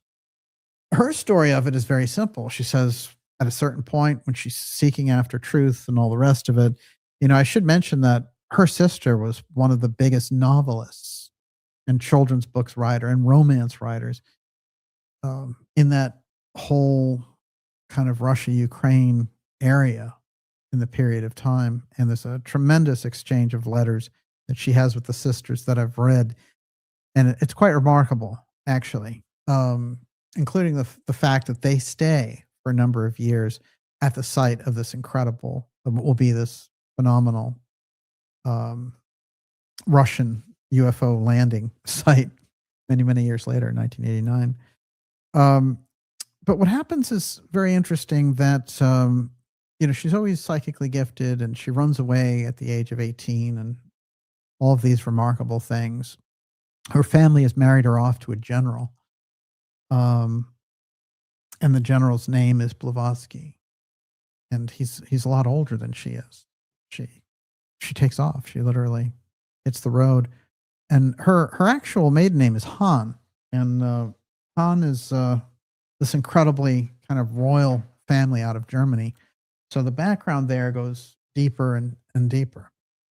One of the things that she mentioned was she saw this master, and it was the same one that she had seen in her visions, but she saw him in real life. And she's given the task of going to America to start the Theosophical Society. Steiner ropes this in with Saint Germain imagery, and Saint Germain mentioning in 1790 to a French countess, you know, in 85 years, I'm going to reemerge. Well, It's quite fascinating because what we get with Theosophy is the opening up of reincarnation. We get the opening up of psychic information. We get, all of these different things.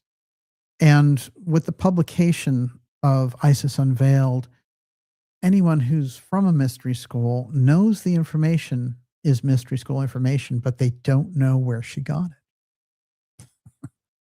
And it's quite fascinating because what will go on is that she will found it here. She'll encounter incredible problems with the mystery schools here, which she will go on to say, control 85% of the entire political situation. It's all run by secret societies. And she says, you have to let me join your mystery school group. I know all the things already, and I can be a great asset. And they say, well, you're a woman, 1, 2, you're Russian, no way. And she says, well, I'm going to go to France and I'll reveal all the stuff that I know to that mystery school. Good luck with it. And what takes place is this incredible sequence of this mystery school using this, what is called occult imprisonment against Madame Blavatsky to prevent her from moving in the way that she wants to with Theosophical Society. And other forces come in, and try to hijack what she's doing just solely for Eastern purposes and for, things like the liberation of India and so on, which eventually does happen through Gandhi, who's a major theosopher. Here's what she had to say in relation to some of the things about the technology and the destruction around Atlantis. And I'm going to read this, and then we're going to go to your questions, and I'll roll anything else in. How does that sound? Sure. Everyone, you're watching the Dark Journalist Show. This is X Series 228. It's the Mystery School UFO File Revelations. You see how we're starting to get a deeper picture around the entire affair here. And you can also, I want to remind you, you can go to darkjournalist.com and sign up for our newsletter. That's a free newsletter, but keeps us in touch around what has to be called massive censorship. And it's very simple. What's going to happen is you're going to get about once a week the incredible interviews that we have coming up for you, off the charts for June and July. X Series episodes that will be mind-blowing, Pyramid X, all kinds of mini series that we're doing, the mini doc series for JFK and the UFO File, and the Atlantis work with Pyramid X and Craze in the Hot Zone. It's all in there, right there. Make sure that you stand up and be counted. Go to darkjournalist.com, and also there's a link in the description of this video. Go right there and you'll sign up for the newsletter. Stand up and be counted. We'll make sure that you're kept up to date on everything. Yes. What else you got? Deep State You're Fired says, wasn't Blavatsky's birth predicted as in waiting for the right birth chart? Yes, you're absolutely correct. What's interesting is Steiner's so great for opening up, he opens up so many questions that you couldn't answer them in 5 lifetimes. One of the interesting things that he opens up is this, which is he says, the mystery schools and the secret societies were both tracking her birth. So they already know who's coming in, right? Just by the astrology alone. And, it's a very interesting thing where he's talking about a period earlier on, like around the Pythagoras period. And he said, they did an interesting thing there where they switched Mercury with Venus. And in all of the computations and all the things that they did in that period, and apparently got switched back at a certain point. But can you imagine the tracking of people's birth charts and things like that if you've, for occult purposes or esoteric purposes, switched where Venus and Mercury are located in a person's chart? I find that one of the deepest pieces here, along with his revelations around the 8th sphere. I think it's a huge question to be pondered, debated, documented, researched. And I think it's some of the most exciting esoteric tracks that are available for us.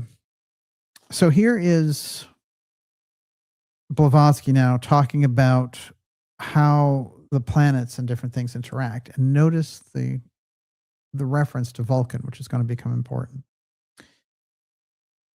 So she's talking about the planetary spirit is a ruler of a planet. And there's a marked difference between the rulers of the sacred planets and the rulers of a small chain of worlds like our own. It's no serious objection to say that the Earth has nevertheless 6 invisible companions in 4 different planes. 6 invisible companions, as every other planet, for the difference between them is vital in many a point. Say what one may, our Earth was never numbered among the 7 sacred planets of the ancients, though in exoteric popular astrology it stood as a substitute for a secret planet now lost to astronomy. Now, I can tell you this over and over again. Blavatsky maintains things about electricity, about the atom. All of it comes true.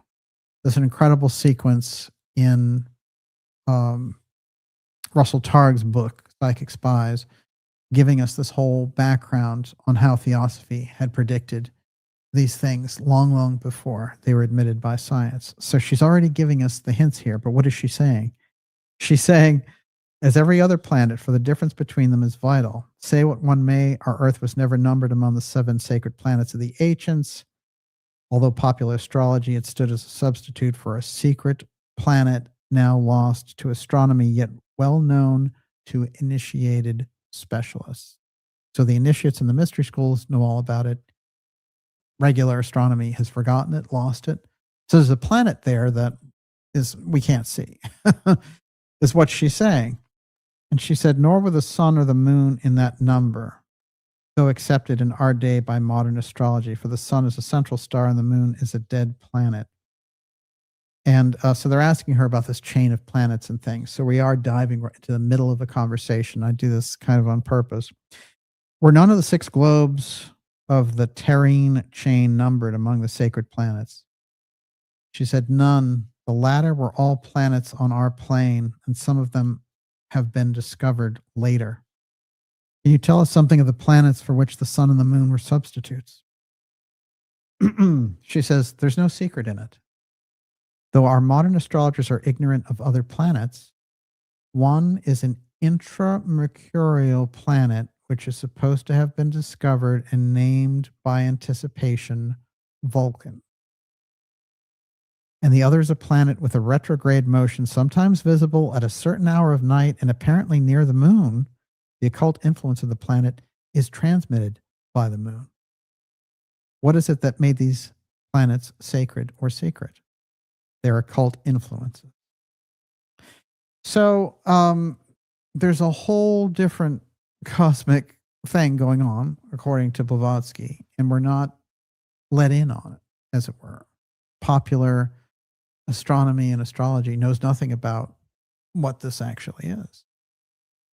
Now, how would you hide a planet? It's very interesting if you go back to the founding of Vulcan and the astronomer who discovered it in 1859, and then later they said, oh, no. Get that off the stage. He noticed a weird orbit going on with Mercury. And later they just said, oh, that's just the weird hiccup of Mercury. It's not hiding another planet. That's fine. That's the way we have traditional astronomy. However, when you get into what Blavatsky and what Steiner are talking about in terms of spheres, it is the development of the planet. It's there before it's completely there physically. You could say it's phasing in. And even when it's in this state, apparently other beings can live on it. And this is the nature of the secrecy, hanging out there, right within our grasp of what the mystery school is trying to tell us about other beings, other forces, and the cosmos, and our own very, very important history. What I'm going to do now is throw it over to Miss Olivia, and then I'll roll in the rest of the Vulcan comments from Steiner. From this, Miss Olivia, take it away. So is it like an astral or plasma planet? Or what? Explain to me how you perceive it. Well, you see, it's very interesting.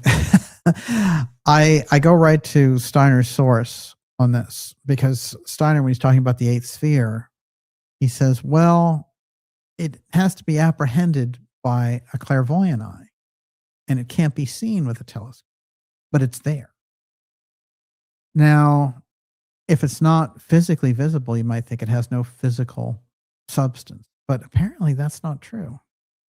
And a sphere takes up the space of a planet, especially if it's a planet coming into being, before the planet is actually there. All the kind of magnetic aspects, the vibrational aspects are created before this thing comes into being fully. And here she also is saying that there's a planet that humanity has forgotten altogether. This reminds me very much of what Gurdjieff says in Beelzebub's Tale, which we quoted, I think, on the last show. And he's talking all about there were two major fragments that exploded from this destruction of a planet. One of those fragments we call the moon, and the other one has this secondary name. It's smaller, and they've forgotten about it. But there's Gurdjieff putting it out there. There's Steiner talking about the eighth sphere, and here she is talking about Vulcan. Now, the only planet, when she's speaking here, that hasn't been discovered, which was later downgraded, is Pluto. And Pluto was discovered in 1930. So it's very interesting because on one hand, the mystery schools, they're giving out all this information, but they're also being careful not to give everything, not to give it all away, right? And so you have to kind of work with them a little bit, to read between the lines and say, what are they trying to tell us here? There's a different setup here in our own solar system than we're aware of. And then they're talking about beings existing and influencing humanity. They're not saying they're physical beings. They're saying these are beings living in a different state that influence humanity. And sometimes that influence apparently is very good. Steiner, when he talks about the Vulcan influence, it's fantastic. It's going to build, in fact, the new Vulcan. It's going to build this other planet that will build the new Jupiter. So it's not like we're talking about a bunch of sinister forces, and yet they do identify incredibly sinister forces that want to do just the opposite. And that's where you get the eighth sphere, which is basically a gigantic realm of virtual reality. Yes. Luminous Lux says, on another dimension, probably plasma atmosphere. Der Roof says, plasmatic/gravitational interlocking with temporal out of phase. Yeah. Umrik, I'm not even going to say this. Umrikwi Kvyadzagol. Okay. Multi-dimensional phasic in and out, perhaps comes and goes like Nibiru.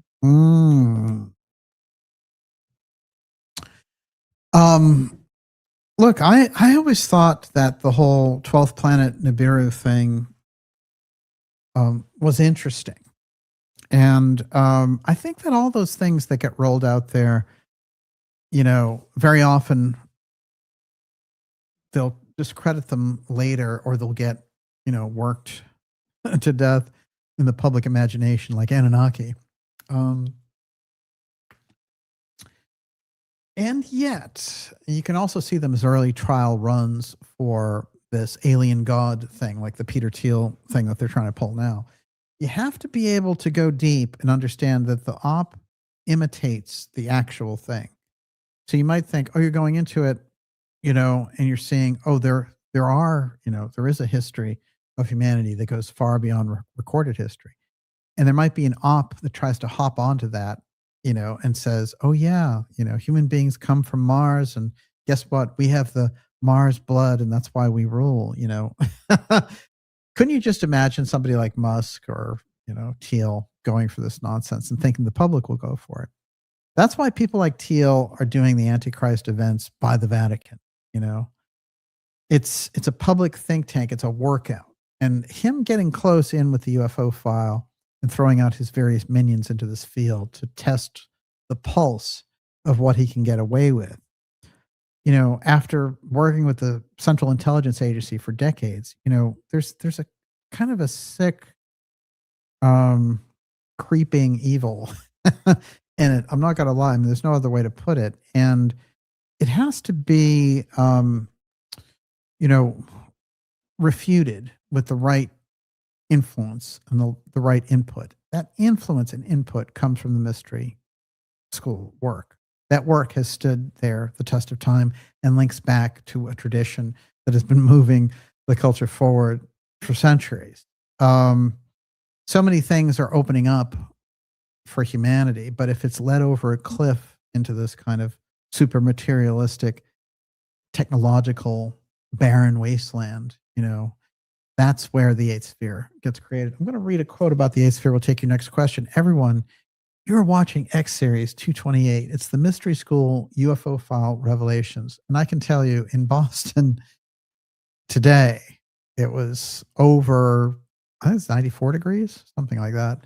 So it was a hot one here in town. And the thing is, it's fascinating because what you realize when you get that kind of incredibly oppressive heat going out here is that there's a very thin line of civilization and that people are really on the edge. All right. Yeah. And by the way, we have the World Cup going on here today. So it's sort of like zany Energyville. And I will tell you this, I don't go off about these things too much, but when I was working particularly on Blavatsky's stuff today, I had so many weird poltergeisty, esoteric, jumping stuff, weird things happening, lights flickering. It was really bizarre. And there's something about when that work comes in that sets the energy feels, it's like it's almost sitting there waiting to be tapped and opened up to all these different sources. All right. Speaking of strangeness, the eighth sphere. Now, somebody had, or you had actually asked, what would you say this planet is like? If it's not exactly physical, what is it? Here's what Steiner has to say. You'll be able to conjecture, even if not fully to understand, that which is called the eighth sphere can have nothing directly to do with anything within the material world. That is to say, what can be perceived by man's senses and thought out of the basis of sensory perception has no part in the eighth sphere, not physically tangible. So it'll be useless to look for the eighth sphere anywhere in the material world. That's important. You now have inclinations and indications by means of which some approach can be made in thought to a conception of the eighth sphere. I've said that the eighth sphere is something to do with residue left of the old moon in its evolution. These are early evolutionary tracks in the solar system. So much you can gather from the studies we have pursued in the course of time. I tried to make it clear in the lecture yesterday that on the old moon, man's natural mode of perception was visionary and imaginative in character, so that any substance to be discerned in the eighth sphere must be found with this kind of vision. That is to say, it must be presented at the outset that the eighth sphere is found by the way of visionary imagination. So, you're using your Gigi Young, you're using your mystical vision, and you can perceive the eighth sphere. Some people have that ability. Some people have that ability and don't know it. It's latent, hanging on there. But, when you are around people who have a kind of clairvoyant sight, there's no, you don't doubt it for a moment. And around Gigi, for example, you're not going to doubt it for a second that she has the mystical vision. And that's probably why she's so good at looking into the work of the eighth sphere and Steiner's version of it. I tried to make it clear in the lecture yesterday that on the old moon, man's natural mode of perception was visionary and imaginative. Right. How was this expression, eighth sphere, how did it come to be used? Steiner's giving us the rhetorical question. You know that human evolution takes its course through the seven spheres: Saturn, Sun, Moon, Earth, Jupiter, Venus, Vulcan. There's Vulcan again. Now, is he talking about a tangible Vulcan? Was Blavatsky talking about a tangible Vulcan? Something strange they're indicating again around Mercury when we get to this. And he says, we will conceive that besides these seven spheres, there is still something else which lies outside of them, yet it is in some way related to the Earth. Here then we have a sphere visible only to visionary imaginative clairvoyance, which stands there as an eighth sphere over and above the seven which constitute the domain of the ordered and regular evolution of mankind. All such sketches are, of course, purely diagrams. One is obliged to draw separately spheres which can only be observed from within the others, for you will certainly have realized that our studies, that as long as a man is within the material world, he makes his observation through the senses and thinks with the intellect, he is standing in the fourth sphere, the earth sphere. If he develops his faculties of soul sufficiently to be able to see the third sphere, the moon sphere, then he takes a far flight. He observes not from another place, but physically speaking, spatially speaking, from the same place. Those seven spheres ought, therefore, in reality, to be drawn within one another. And notably, Neptune and Uranus are left out, right? That's interesting. Those are both very psychic planets. So I wonder why they're left out of the track of this evolution of humanity. They're not included in Blavatsky's track either. How's that for all of you astrologers out there? What do you think of that? Well, it's very interesting because when Casey is talking about the different astrological influences of himself, he says this individual is under the influence of two things, Uranus and Neptune. This is where the psychic comes in, and the Uranus is also driven to extremes. So there's some mystical reason why those two aren't included. We'll get back to that in a moment. The left Q, was Blavatsky involved with the Vril Society? No, Blavatsky far precedes that. And, there are people who they might be good at other things, but whenever they try to get around and take a shot at Anthroposophy or Theosophy, they're always mixing things up. And so I've been seeing this whole thing about, Blavatsky was tag teaming with Aleister Crowley. Look, Aleister Crowley was like 9 years old, 10 years old when Blavatsky died. I mean, you got your dates and everything all wrong. The idea of Crowley being associated with Blavatsky is absurd.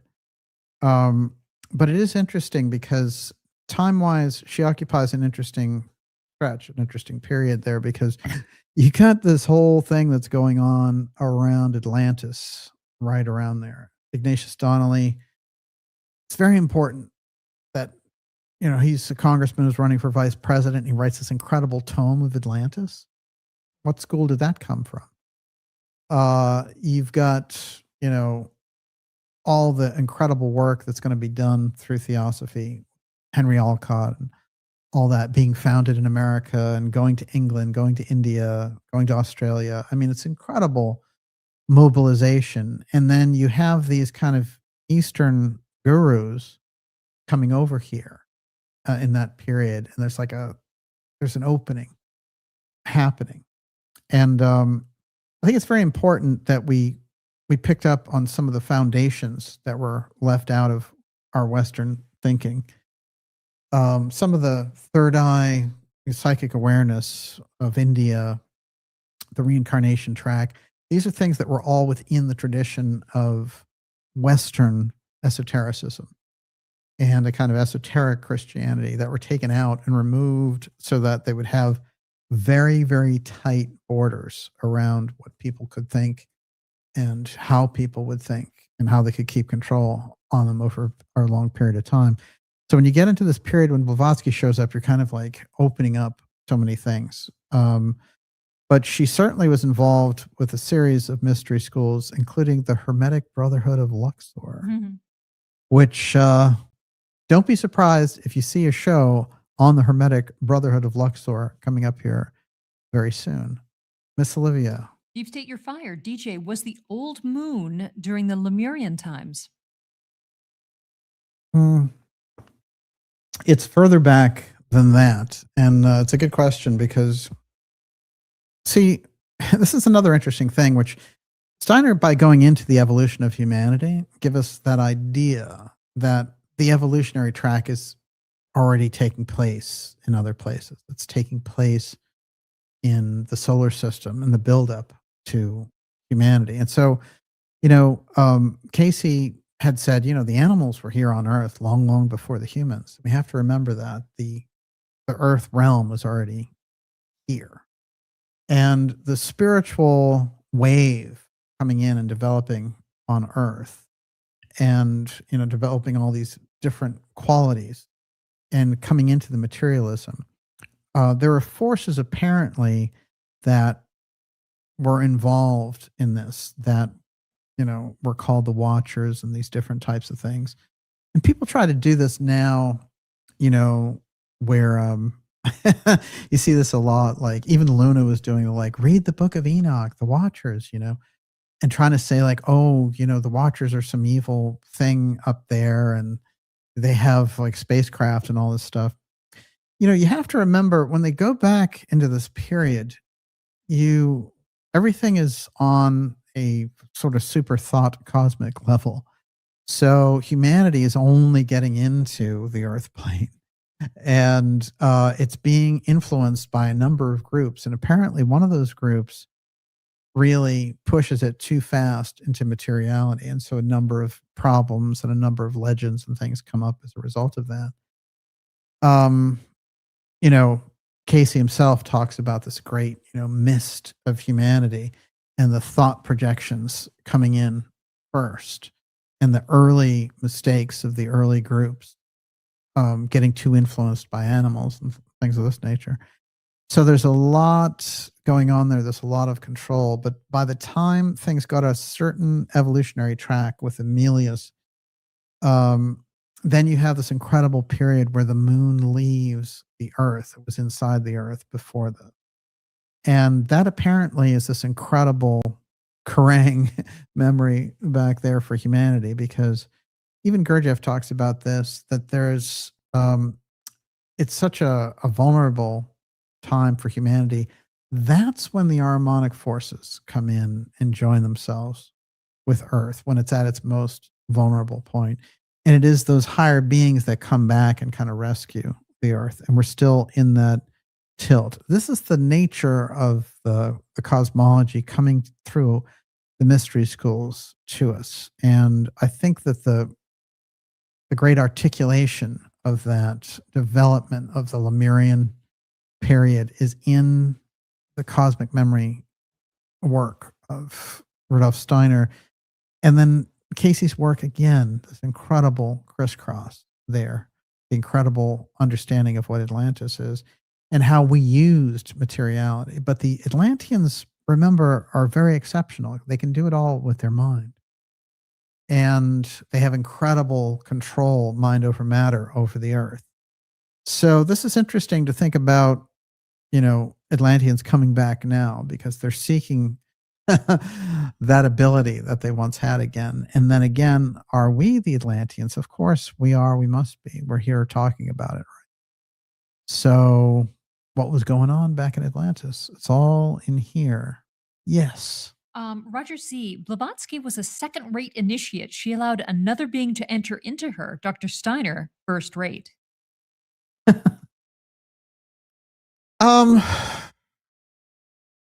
Well, I mean, Steiner himself said she was the greatest, psychic and could lift up out of herself and enter the spiritual realms in a way that hadn't been done in thousands of years. So, he admired her tremendously. He never got to meet her or anything. She died before he was really, he might have been old enough to actually have gone over there, but he didn't. He was still in, he's working on books about Nietzsche and Goethe and the nature of things. He wasn't doing cosmic stuff until later, till he had this incredible opening and he met this master and things like that. And the person who introduces him to the master is the same guy who, when he's 15, Steiner originally was not a great student at all. He turns into one of the greatest geniuses of all time. And they're like, why are you doing so bad in these studies? And there's this character named Felix who's a gardener, a literate gardener, who keeps showing up on the train when he's going into Vienna and different places. And he's telling him little things. He's like opening him up to his own imagination. And what happens is Steiner learns geometry, and it unlocks all of the the psychic parts, and he becomes like the top student as a result of that. But it's all this illiterate gardener's influence, and what's happening is he's taking the psychic side of Steiner and opening it up, because Steiner, if you read his own autobiography, he has a number of very unusual psychic experiences. One of those experiences is when he's 8, he's at this cabin of his family, and he's going there to like clean it or something, and he sees this woman. She's running all around the cabin, and he doesn't know who she is, and she's talking in this kind of rapid tone and flipping out a little bit, and he's freaked out, and he goes back and tells his parents, and it's the relative who had basically ended her own life, and she was in this weird spiritual state. She was still caught up in this cottage, and Steiner's looking at her, and he's having this, it's very interesting because the early experiences for Casey when he's seeing his grandfather after he passes away, and he, all through his life, he will interact with people who had passed beyond. He can still see them. So these people are unusual that we're talking about and dealing with. Yes, they had normal lives on one hand. They had to figure out how to pay the bills, and they had a day-to-day track, but they are instantly unusual. In Blavatsky's case, she could manifest things. She could she could create bananas. Exactly. She also could create fairy gold. Try that one on. How do you get around in India with no money? Well, create fairy gold. Manifest fairy gold. So these are unusual people, and very special. And I think they had their bad sides at times. Blavatsky was known for a hot temper, and she was known to like bark at people and things like that. And at a certain point, Henry Alcott, who's her partner, asked the masters, like, why is she like this? Like, can't we do something about her terrible disposition? And they say to him, look, she needs that disposition. If she didn't, she would die a lot younger. So part of her hot temper is the body keeping this incredible, fire in there. It's physical vitality. Yeah. So I think when you leave your body a lot, you can become weakened. Yes. Right? I mean, think of Casey. Yeah, absolutely. Well, Casey had an interesting thing, which was like spontaneous combustion. So if he was angry, things would go on fire. One time, he came home, he had to walk 2 miles to get home, and he was treated poorly when he came in, and he lies down on the couch, and the couch goes on fire. He has 3 fires of his photo gallery. I mean, fire here, fire there. He's just a cauldron of energy, and it's very interesting when you go back into his history. He was like, I'm getting out of this psychic work. I'm going to go do a regular job, and X-rays have just come out. It's like the hot new thing, and he's like, I'm going to go work at this hospital, the X-ray thing.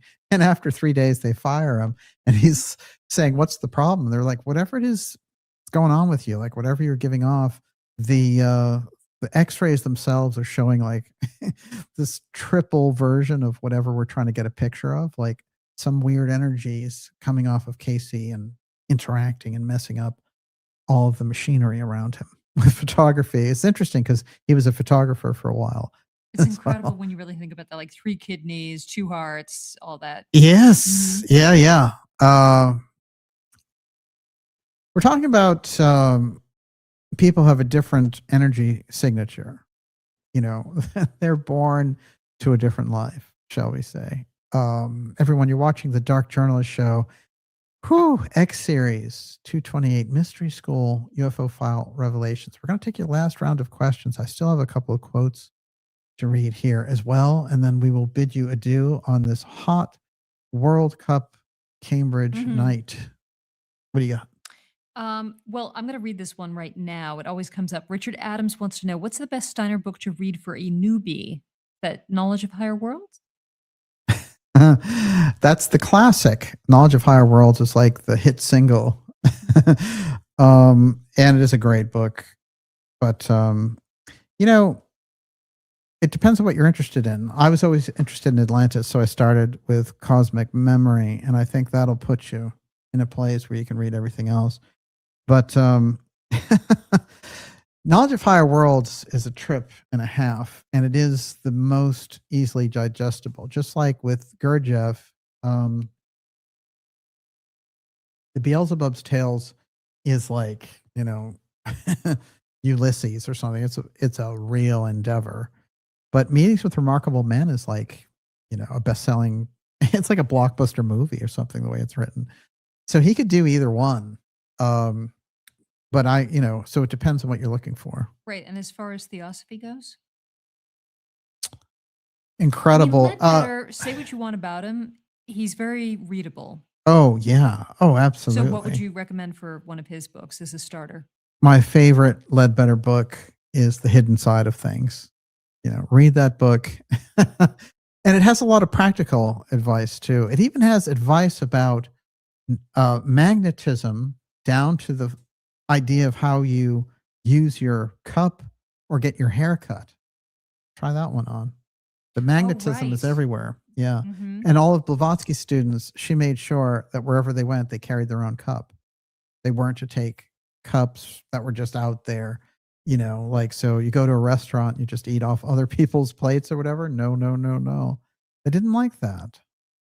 There's a big energy clearing thing with that group. And so, you know, you go into a pub in those days, you bring your own mug and have them fill it up. Well, it makes sense because you think about mediums, you know, and psychics, I forget what it's called, but when they hold something like a pendant that someone. Oh, yes. Oh, yeah. To be able to read their energy, it's your energy gets imprinted into your possessions. Absolutely. Mm-hmm. Yeah, it's incredible. Ledbetter makes a big case there that whoever cuts your hair better be somebody who doesn't have a lot of negative energy, because you have the concentration of your magnetism is right in your head. So that's all on the hidden side of things. And so many hairstylists develop incredible psychic ability. Oh, that's interesting. It's really well known. Elvis's hairstylist, Larry Geller, right? Mm-hmm. He was amazing. Not Uri Geller, but Larry Geller. Mm-hmm. Actually, speaking of, since you said that, David Termina says, DJ, Gigi shared a tweet that featured Uri Geller talking about Haim Eshed and the Galactic Federation. Geller brought up the Nine and its relation to Roddenberry and Star Trek. If you add Neptune and Uranus to the seven spheres, you get 9. Very true. Yeah. Well, DJ, you know, if you look at Gigi and what she does, it's very interesting because she knows how to kind of see through things very much. And very early on, I think with Paharich and Geller, they were trying to get him to do something to conjure up these space beings. And the Nine has a long history through different elite families. There's a certain point in the Nine where the DuPonts thought they were communicating with Osiris in a spaceship. And for all we know, they were indeed. Do we know what Osiris was saying? Oh, they were getting all kinds of information. I want to know more. But I'll tell you what's interesting is Paharich was involved back then. One of the people that was involved in that was Ruth Forbes. And Ruth Forbes, of course, was the mother of Michael Payne. And, you know, so you get that background there. And then you're going to have Ruth Forbes Payne with the Oswalds. I mean, it's pretty strange when you really get into it. We put that stuff on the record and really gone into the Nine before. One of the things that Gigi really pointed out is that there's a group interacting with Geller, and, you know, they're trying to use Geller as the vehicle for this thing. But Haim Eshed said something. He was the kind of like what would be the head of NASA for Israel, right?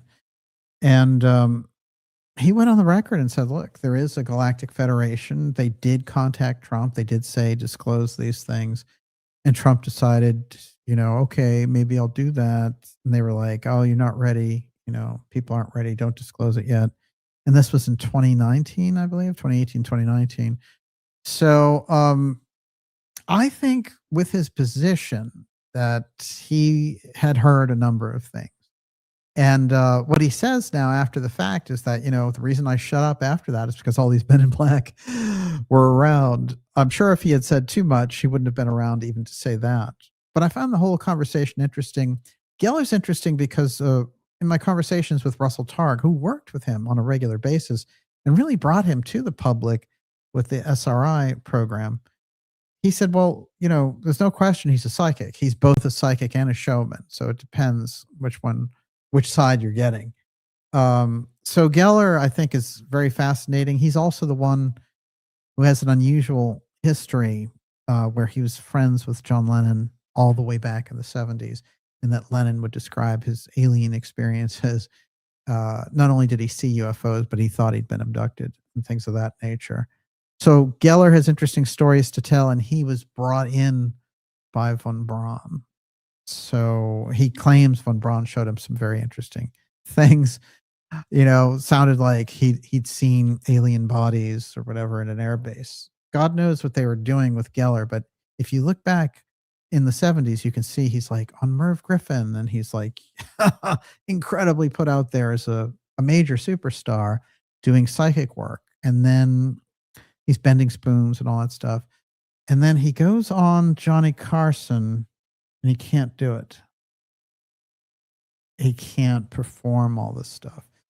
And what we learn later is that, it's this guy, Amazing Randy, in the background, who turned out to be a total fraud himself, but he's funded by the CIA. And they may have been trying to take Geller down back then. It's weird. But he arranges all the stuff, and he talks to Johnny Carson and says, I'll arrange his stuff. He won't be able to bend the spoons if I do it this way because he's got a method and all the rest of it. And it shot Geller's career down to almost nothing. And there were a number of people who try to do other things after that. I went back, I found almost every psychic that they laid out there in the public. There's this one guy, and we have to get his name, and maybe we'll do a show on him, who could roll pages of the telephone book with his mind, supposedly. And he could he could hold a broom between his two magnetized hands and things like that. I mean, these were not very impressive tricks. And eventually, they were like, he's not impressive enough. But these guys, they ran them through. Everyone wanted to be the new Uri Geller. Somebody else should be able to bend spoons. And it's funny because in the Matrix, of course, they do the whole bending spoons thing. Everyone, you're watching the Dark Journalist Show, X Series 228, Mystery School, UFO File Revelations. We are going deep. We've gone deep here tonight. A couple more questions with you, and then it's off to the World Cup in Foxborough. Yawn. This World Cup thing is pretty wild because, Boston, I just want to say, is not really equipped to handle the amount of people coming in for this thing. And that stadium, of course, I've been to Gillette Stadium before. You can get 60,000 people in there. I mean, this is going to be something else. The traffic is going to be brutal. That's all I can think of. Okay, so Esoteric 369, did Tesla know Blavatsky? It's interesting. There's communication with Tesla and these early, I'm trying to think of the mentor of Yogananda. If you remember, Miss Olivia, Yogananda, his mentor. Yogananda's mentor had all these sessions, and his name will come to me. And he had come over here, and Yogananda eventually became very involved, not only with spreading that, kind of deep philosophy, but he also got involved in the UFO file with George Van Tassel. So, I mean, there's Vivekananda, but that's not. That's it. Oh, it that's is? it. Okay. Yeah. Mm-hmm. Excellent point. Vivekananda. And it's interesting because Tesla meets with him, and Vivekananda says, you are the original embodiment of the Indian gods. You were like, he's so sold on Tesla being, he's like, you're taking the energy just like they did. Like, you're an Indian god. And they're great photographs that Tesla did of Vivekananda, and it's almost like Curlian photography. It's so weird. The whole thing is wild, but those guys did meet. So, but not Blavatsky. Can we explore that a little more? Vivekananda and Tesla. Yes. A show on that? Yeah. Well, what were they doing? What was happening? Theosophy was coming in. Vivekananda was coming in. Eventually, Yogananda was coming in. Later, you get the Maharishi with the Beatles, right? There's an incredible mystery twist to the background on this. Actually, these are influencers, if you really want to. Yes. Oh, yeah. Back in the day. No question. Science and spirituality right there. That's the X, right? Yeah. What's interesting is how abused the whole guru thing became. But yeah. Yeah, that's always a risk. I'm sure it always has been. Dixie Greenberg says, funny how AI often shows people with 6 fingers. It seems like an AI mistake, but who knows? That's true. That's true. They do all kinds of that mixing. God, you'd hate to see them clone anybody, right? They're like, oh, sorry, you got 4 hands. And it's very interesting to me what's going on, I think, with AI as well. I've been looking into ways of tying in the Atlantean story with the artificial intelligence, the advent of artificial intelligence.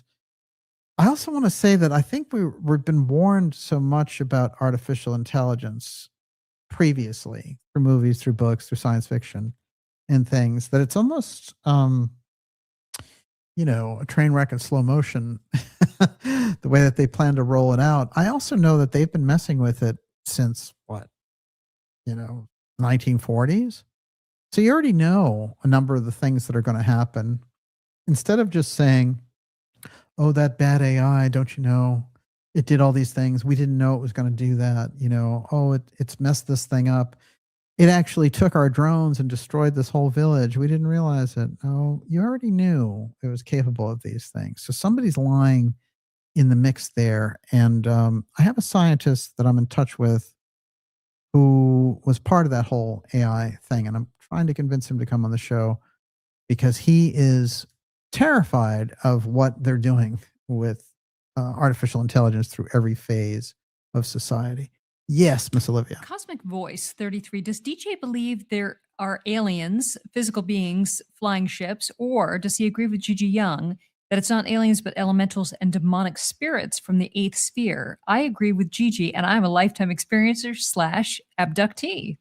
Well, we laid out the whole foundation for the whole show of these different possibilities and options of it. See, the thing is, it's not, and Gigi, like me, would be the first one to shoot down the idea that, demons are flying around UFOs, and that's why we should be shooting them down. We know that that's a manipulation. But see, what's great, and you have to take Gigi's work on this super deep level. You're going to have to go for the real ride of her work. It's operating on a deep level. And what I think you're going to find is she, once you spot the manipulation around the alien aspect, then you start to see, oh, this is what they've been doing with it. There's no question that when it comes to certain cases, there's an other that's involved that seems to go beyond what humanity is. So at the same time, you have a number of groups that have left over technology from ancient, advancement. And those groups may have fallen out of the human wave as well. So you see, you have to consider that range of things. I think when you get around cases like I was referring to the Pascagoula case, and it is weird, the number of things that are involved there, because on one level, there's no communication at all, but there's plenty of follow-up abductions. There's plenty of communication later. And Charles Hickson will write this book many years later saying, these beings are trying to show me, about nuclear destruction on Earth and all this other stuff. But at the time they have the actual abduction experience, what is it that takes place? They literally go through, being grabbed and dragged off. It's very interesting, isn't it? When you get experiences like, alien summoning and things like that, alien abduction and all the rest, what is it that actually takes place? nobody asks you anything. You're coming in, they're going to pull you in, they're going to do their abduction, and then that's it. So it is interesting. The communication level is something I focus in on a lot with these. And like I said, it's very, very odd to think about Betty Hill, because in Betty Hill's case, she has these long, almost philosophical conversations. At a certain point, she's talking about vegetables, supposedly, with the aliens. In the Pascagoula case, or just, a couple of monsters are going to drag you on a table, and you're going to feel it for like the next 6 months and not have any sleep.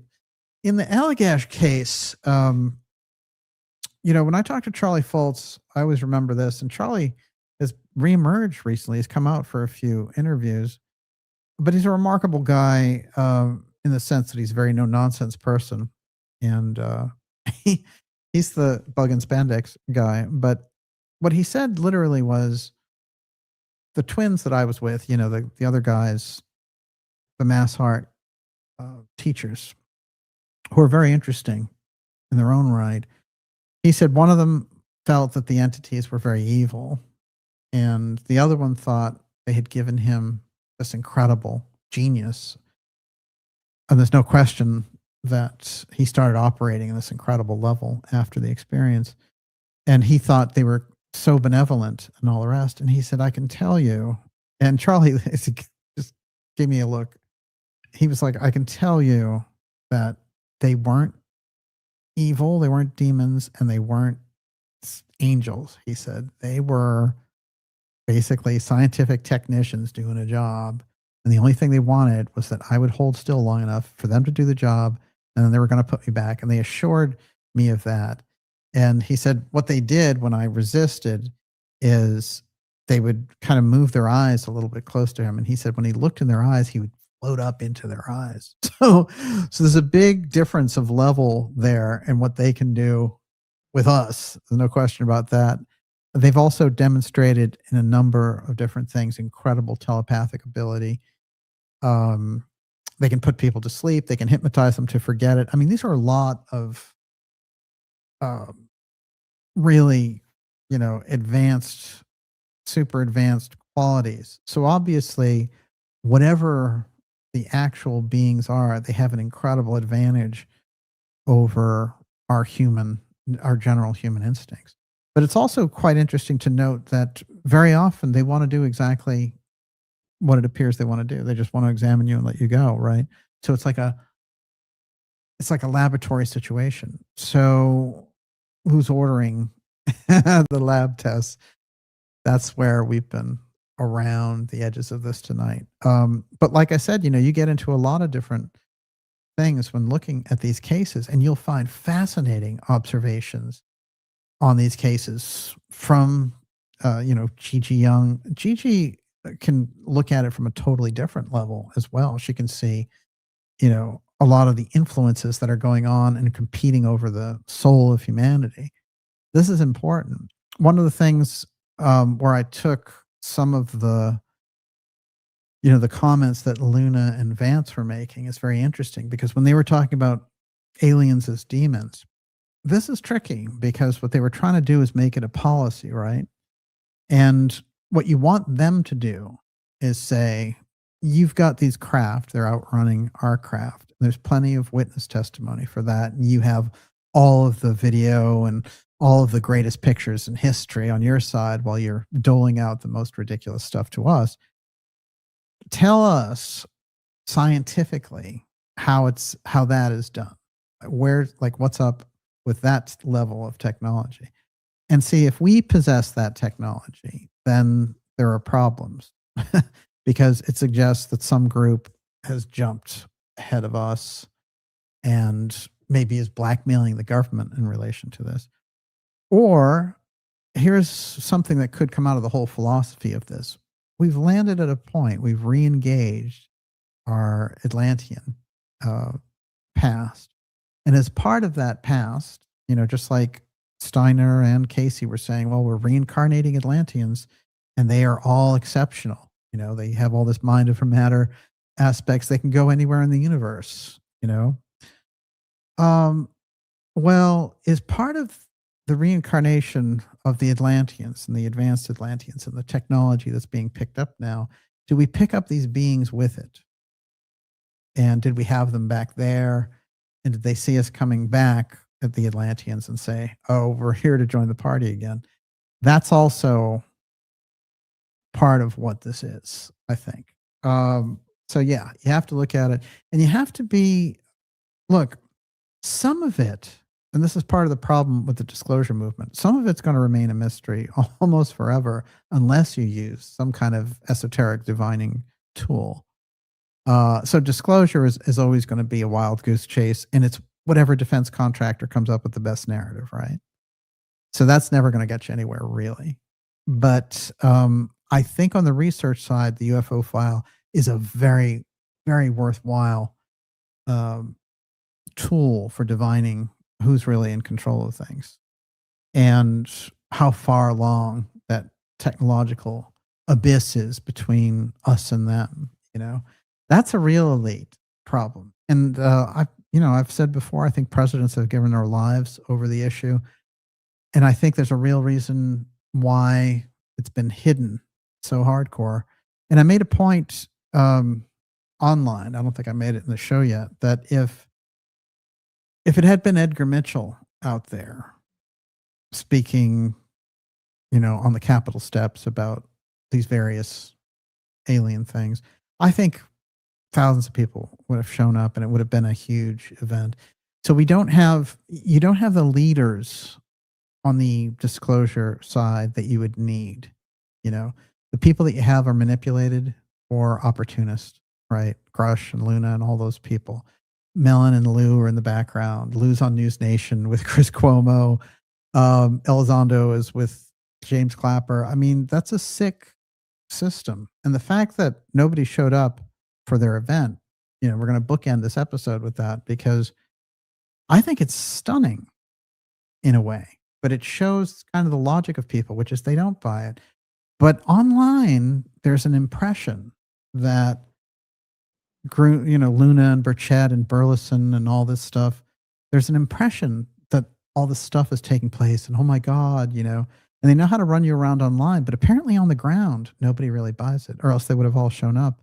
And if Edgar Mitchell had been alive and doing it, I bet that would have been a totally different setup. I think it's just people getting bored with the topic also. You can only dangle the carrot so long. Right. Yeah. Where people are like, oh, get on, I'm just going to direct my attention elsewhere until you have something real to show me. Because I almost did a Lou impression again, but I'm going to control myself. I've seen things in the skiff. Well, look, the skiff is in your brain at the end of the day. I'll tell you this though. The round of documents and Luna saying that this is the meat and potatoes of the UFO file.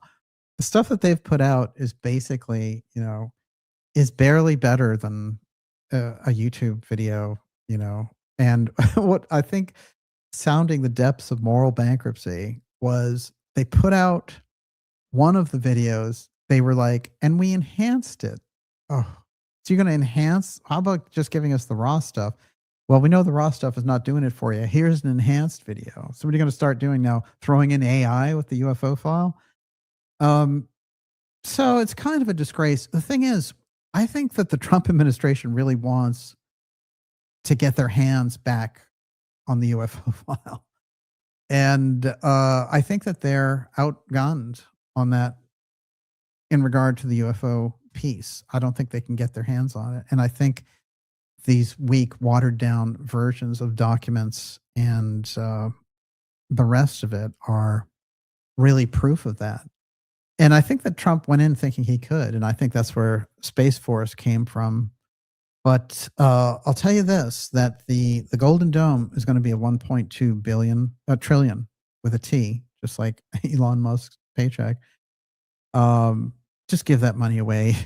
Elon, don't worry. There's going to be universal basic income. You said universal high income. The robots will do it all. Don't worry about it. Just give the money away. Come on. Sign it over. But, there's this whole thing about $1.2 trillion with the Golden Dome. You can't, you're not going to get that kind of money involved without a major military initiative. And that initiative doesn't exist on planet Earth. There's nothing. What are you going to say? It's for North Korea? It just doesn't exist. So it's a UFO grid. That's what it's for. And they know that at the end of the day, that's going to be the thing that's going to save them. They're going to say there's a UFO threat. And then Chris Cuomo will be out there every night saying, oh, we shot down some of those UFOs coming in with the Golden Dome. That's where they're going. That's the ugliness of where they can take this. That's the problem. So you take the real thing, people have had real experiences, and you turn it into this war game. That's the nature of the problem. I will say this, that if you track the National Defense, the NDAA, the authorization that's going through, every year, every president signs on to that thing, and it's always $1 trillion or whatever. This year it's even more. And what they're trying to attach along with it, so you get 1.1 trillion for the NDAA, and the National Defense Authorization Act, and attached to that is emergency powers. So when you sign it, emergency powers, that's where COG gets its power when it's signed. It's been that way, and we've been under the September 11th emergency since the beginning. Bush, Biden, Obama, Trump, doesn't matter. All those presidents sign it. So that's where the problem is. They never lifted the emergency thing. So COG can happen literally a moment's notice. And if you ever try to hold that up, they can scream at you, because every division in the world, in the military and the defense side, can say, oh, you're threatening our national security. So nobody ever challenges it. That's how they rammed through Arrow. Rubio attached it to the NDAA. Now, they're attaching some very important elements to that NDAA this time. Part of it is the Golden Dome, but the other thing that they want, these are problematic things, 1.1 trillion for that, but they want 350 billion extra, excuse me. Let me do that again. 1.1 trillion for the National Defense Authorization Act. They want that just for 1 year for the military. And Trump asked for 1.5 originally. So 1.1 plus 350 billion. Okay, so that's 1.45. So almost 1.5 trillion for the Iran war, for that stupid nonsense of bombing the hell out of Iran for nothing. So that's where your money's going. So what do you do about it? The defense contractors get rich. The militarists, the neocons get rich. And the people who are pulling the UFO threat get rich, and Elon gets rich. That's not the way you run a society. And so if we were hoping for some recovery with the Trump administration and the populism that we rode him in on, it's not happening. And there's some good policies there, sure. But, the general political diaspora is going in this, totally wrong direction. And like I said, Tulsi's out. Bobby's going to be out. Now the word is July.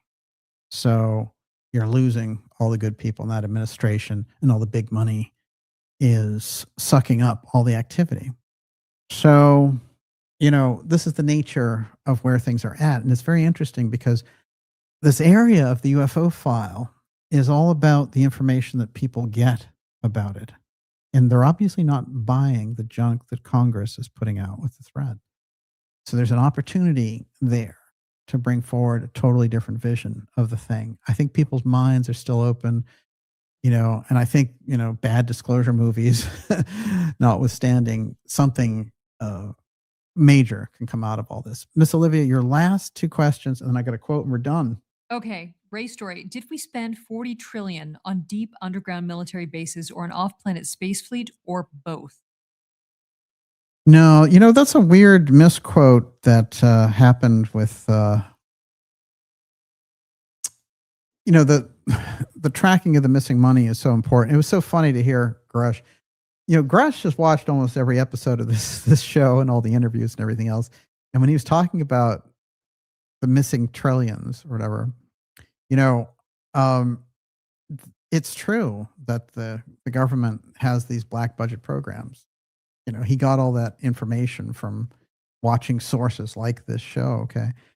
But you can't go out there and use the rhetoric of a show that looking for potent information and potent works to be done, and then have Chris Mellon behind you massaging, you and saying what you can and cannot do. So you have to choose God or Mammon, right? So that's an important, I think, thing for us to keep in mind. Now, the thing about the underground bases is very clear. If you study the continuity of government program, you see how they got set up during the top part. Remember, it was the highway system. The underground system was the COG, tunneling, and all the rest of it. So you have two major pieces of secrecy in relation to the budget and how the governance system works. Continuity of government program and the secret space architecture, right? And in the heart of all that, there's this UFO file issue dominating on both levels, right? And when you set up COG originally, you had good reasoning for it. You had atomic, bomb level things that could decapitate the government on top. So really what we're looking at is there's a group that operated underneath and had less and less oversight. And now they are the dominating factor. And there's so many things that go on underground that we've lost touch of that. So how do you get back? How do you get that back? How do you get the UFO file back? And the secret space architecture, all you have to do, it's a very easy thing to understand. So once they stopped sending people to the moon in 1972, there's no explanation for why they didn't continue to send people to the moon and astronauts and everything else. There's no point, in stopping the program in 1972. So what do? You don't stop the program, you go black. So once you study and understand how programs go black and you understand how the black budget operates, then you understand so much that we see on the surface is a joke. And it's interesting because one of the things that Corso said, and this is not an interview that floats out there too much, he said they found out in the 1960s that human beings can't spend time in space and that it degrades their bones and cartilage and other things. There are all kinds of problems with human beings being there for elongated periods in space. So the idea with them talking about a Mars mission and all these different types of things, this is very interesting. And I think we need to look at what he was trying to tell us there as well. What was the issue they needed to resolve there about people being in space that we never heard about? So you see, the whole thing operates in secrecy. This is the problem. And that's why you get the biggest people who keep the secrets like DARPA and the rest. And you've got, Musk on top. He's got his constant PR firm, X, right? Constantly putting him up there. And he's making $1 trillion, but he's at the top of that beneficiaries of that secret development. So we've never gotten to the secret space piece. What you could do is take a fragment of that, which is the missing scientist aspect that we covered earlier in the show. We've done 11 episodes on on the missing scientist. If you put that and press the X-Protect deep state level on that, you might get some traction back for this government. It's possible. But, if you just take selfies on the Capitol steps and say, dadgummit, we're going to get UFO disclosure like Burchett did, and that's what you get, basically. You get them on News Nation saying that they're doing a bunch of stuff, but News Nation is owned by some of the worst people. If I had more time tonight, I'd go into that. But everything with that, Miss Olivia, your last question. All right, I'm going to bundle these together. So Esoteric 369 says, quite a few podcasters are saying Spielberg's Disclosure movie is another psyop. Any thoughts on the timing, etc.?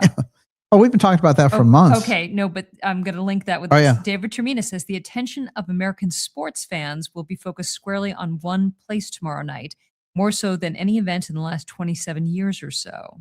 And Humanara says, I hope they don't use the rods of God ripple tech on a city and try to pass it off as an alien attack. Are they setting us up with all of these things happening together? Wow, those are great questions. Boy, people are really thinking on their feet. Well, we're always, remember Professor Peter Dale Scott in Deep Events? So we understand deep events through history. The COVID op, the financial takeover, 2008, financial coup d'etat, 9/11, right? It's fascinating. 9/11 will be 25 years in September. We still don't understand anything technically about 9/11. There's no way a guy in a cave could defeat a system that was meant to withstand a Soviet nuclear attack. So, it's completely ridiculous. There's so many gaps, and it's like, oh, they turned their transponder off. And, sorry. So 25 years into that, there's nothing. But so the deep event happens, it changes the policy. The group withdraws, right? The deep state group withdraws, and we're left to deal with the rubble while they have the Patriot Act and, TSA and all this infrastructure that they create as part of that control system. So it seems to me that the focus of the ops now, and I want to pick up on part of that Leslie Kean thing that she said. Remember, Leslie Kean really came through with that 2017 article for the deep state side on this. And she helped roll out Lou and TTSA and all that. So when she comes out and says, we need not to look at the technology anymore, but the biologics, it means they have some weakness in what they've been trying to do. That is, here's a crash saucer, and that's proof of aliens. They don't want to do it that way. This is the new op. The thing they want to do, somehow through cloning or some other biological process, they're planning to present a fake alien. Remember, there's real other something. I'm not saying there's not, but they want to present a fake alien. And this is what they're planning on. If that set of questions, that set of comments that she made are any clue, I think that'll tell us a great deal. And certainly it stands out. Nobody else was saying anything about that. And, they were doing the traditional tropes about, oh, that government, they need to be more transparent and give us the answers. You guys are all the government, right? Your Congress people, your advisors or whatever, So for me, and then seeing Grush up there and the three, he's connected to 3 movies now. So they're just going to run these guys through different operations. And that's not going to move the civilization along in the proper direction. So what you need to do is see where the op is going. And at least part of her comments, I think, are telling on that, because they had given her the job before of doing this. Remember, Leslie Kean is the niece of Governor Thomas Kean. And what did he do? Well, he was the governor of New Jersey, yes, but what else did he do? He ran the 9/11 Commission. And she comes out of the whole Fish dynasty, which is a whole political story.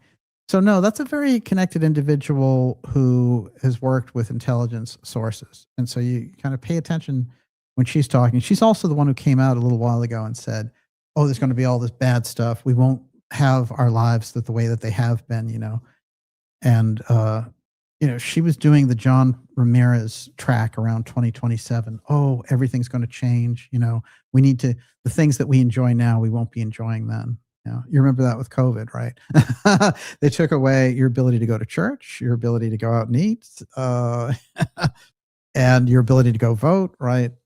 So, this is a weird game that these guys play, but that's, I think, we want to watch the football going down the field. And with that, Miss Olivia, I want to throw in one thing there Yeah. about biologics. This Yeah. week I watched on X a video from a nurse who was warning people about signing contracts in hospitals, oh, particularly when they are under anesthesia, that if they have not been vaccinated for flu or COVID or pneumococcal vaccine, that they put it under the term biologics. Oh, People will not know that is what they're agreeing to, that they can just inject you while you are under anesthesia, having a procedure, even a hip replacement, knee, whatever. So I think wow. it's just strange that that term is being used in both ways. Yeah, no, I absolutely agree. And, that is definitely, we're going to be following up on it. Everyone, it's been fantastic. Miss Olivia, your super chats. Okay. We get to the top. Eurythmy is fun. Bricklayer's daughter. Grace Vibration. Justin Canny. Mermaid Moxie. Debbie McAdoo. Erica Swenson Elliott.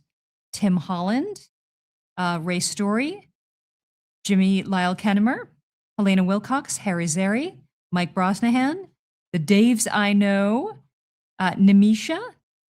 Chris Seven Brook. And Richard Adams. Thank you so much for your generous super chats. Wow, fantastic. And, to all our subscribers, we couldn't do what we do without you. And I have some quotes here I was going to read, but we've run out of time. Remind me next time, Skylab, and I will read them. I'll do a couple of shout outs. By the way, I just want to say there are some fantastic, I copied a ton of questions and comments about Disclosure Day. Excellent. So we will share them next time. Oh, yeah. I mean, the nightmare of a movie that it is. Oh, let's see. Jesse Marcel's hieroglyphs. Exactly. Bingo. You got it, David. Way to go. Melissa is out there. Let's see.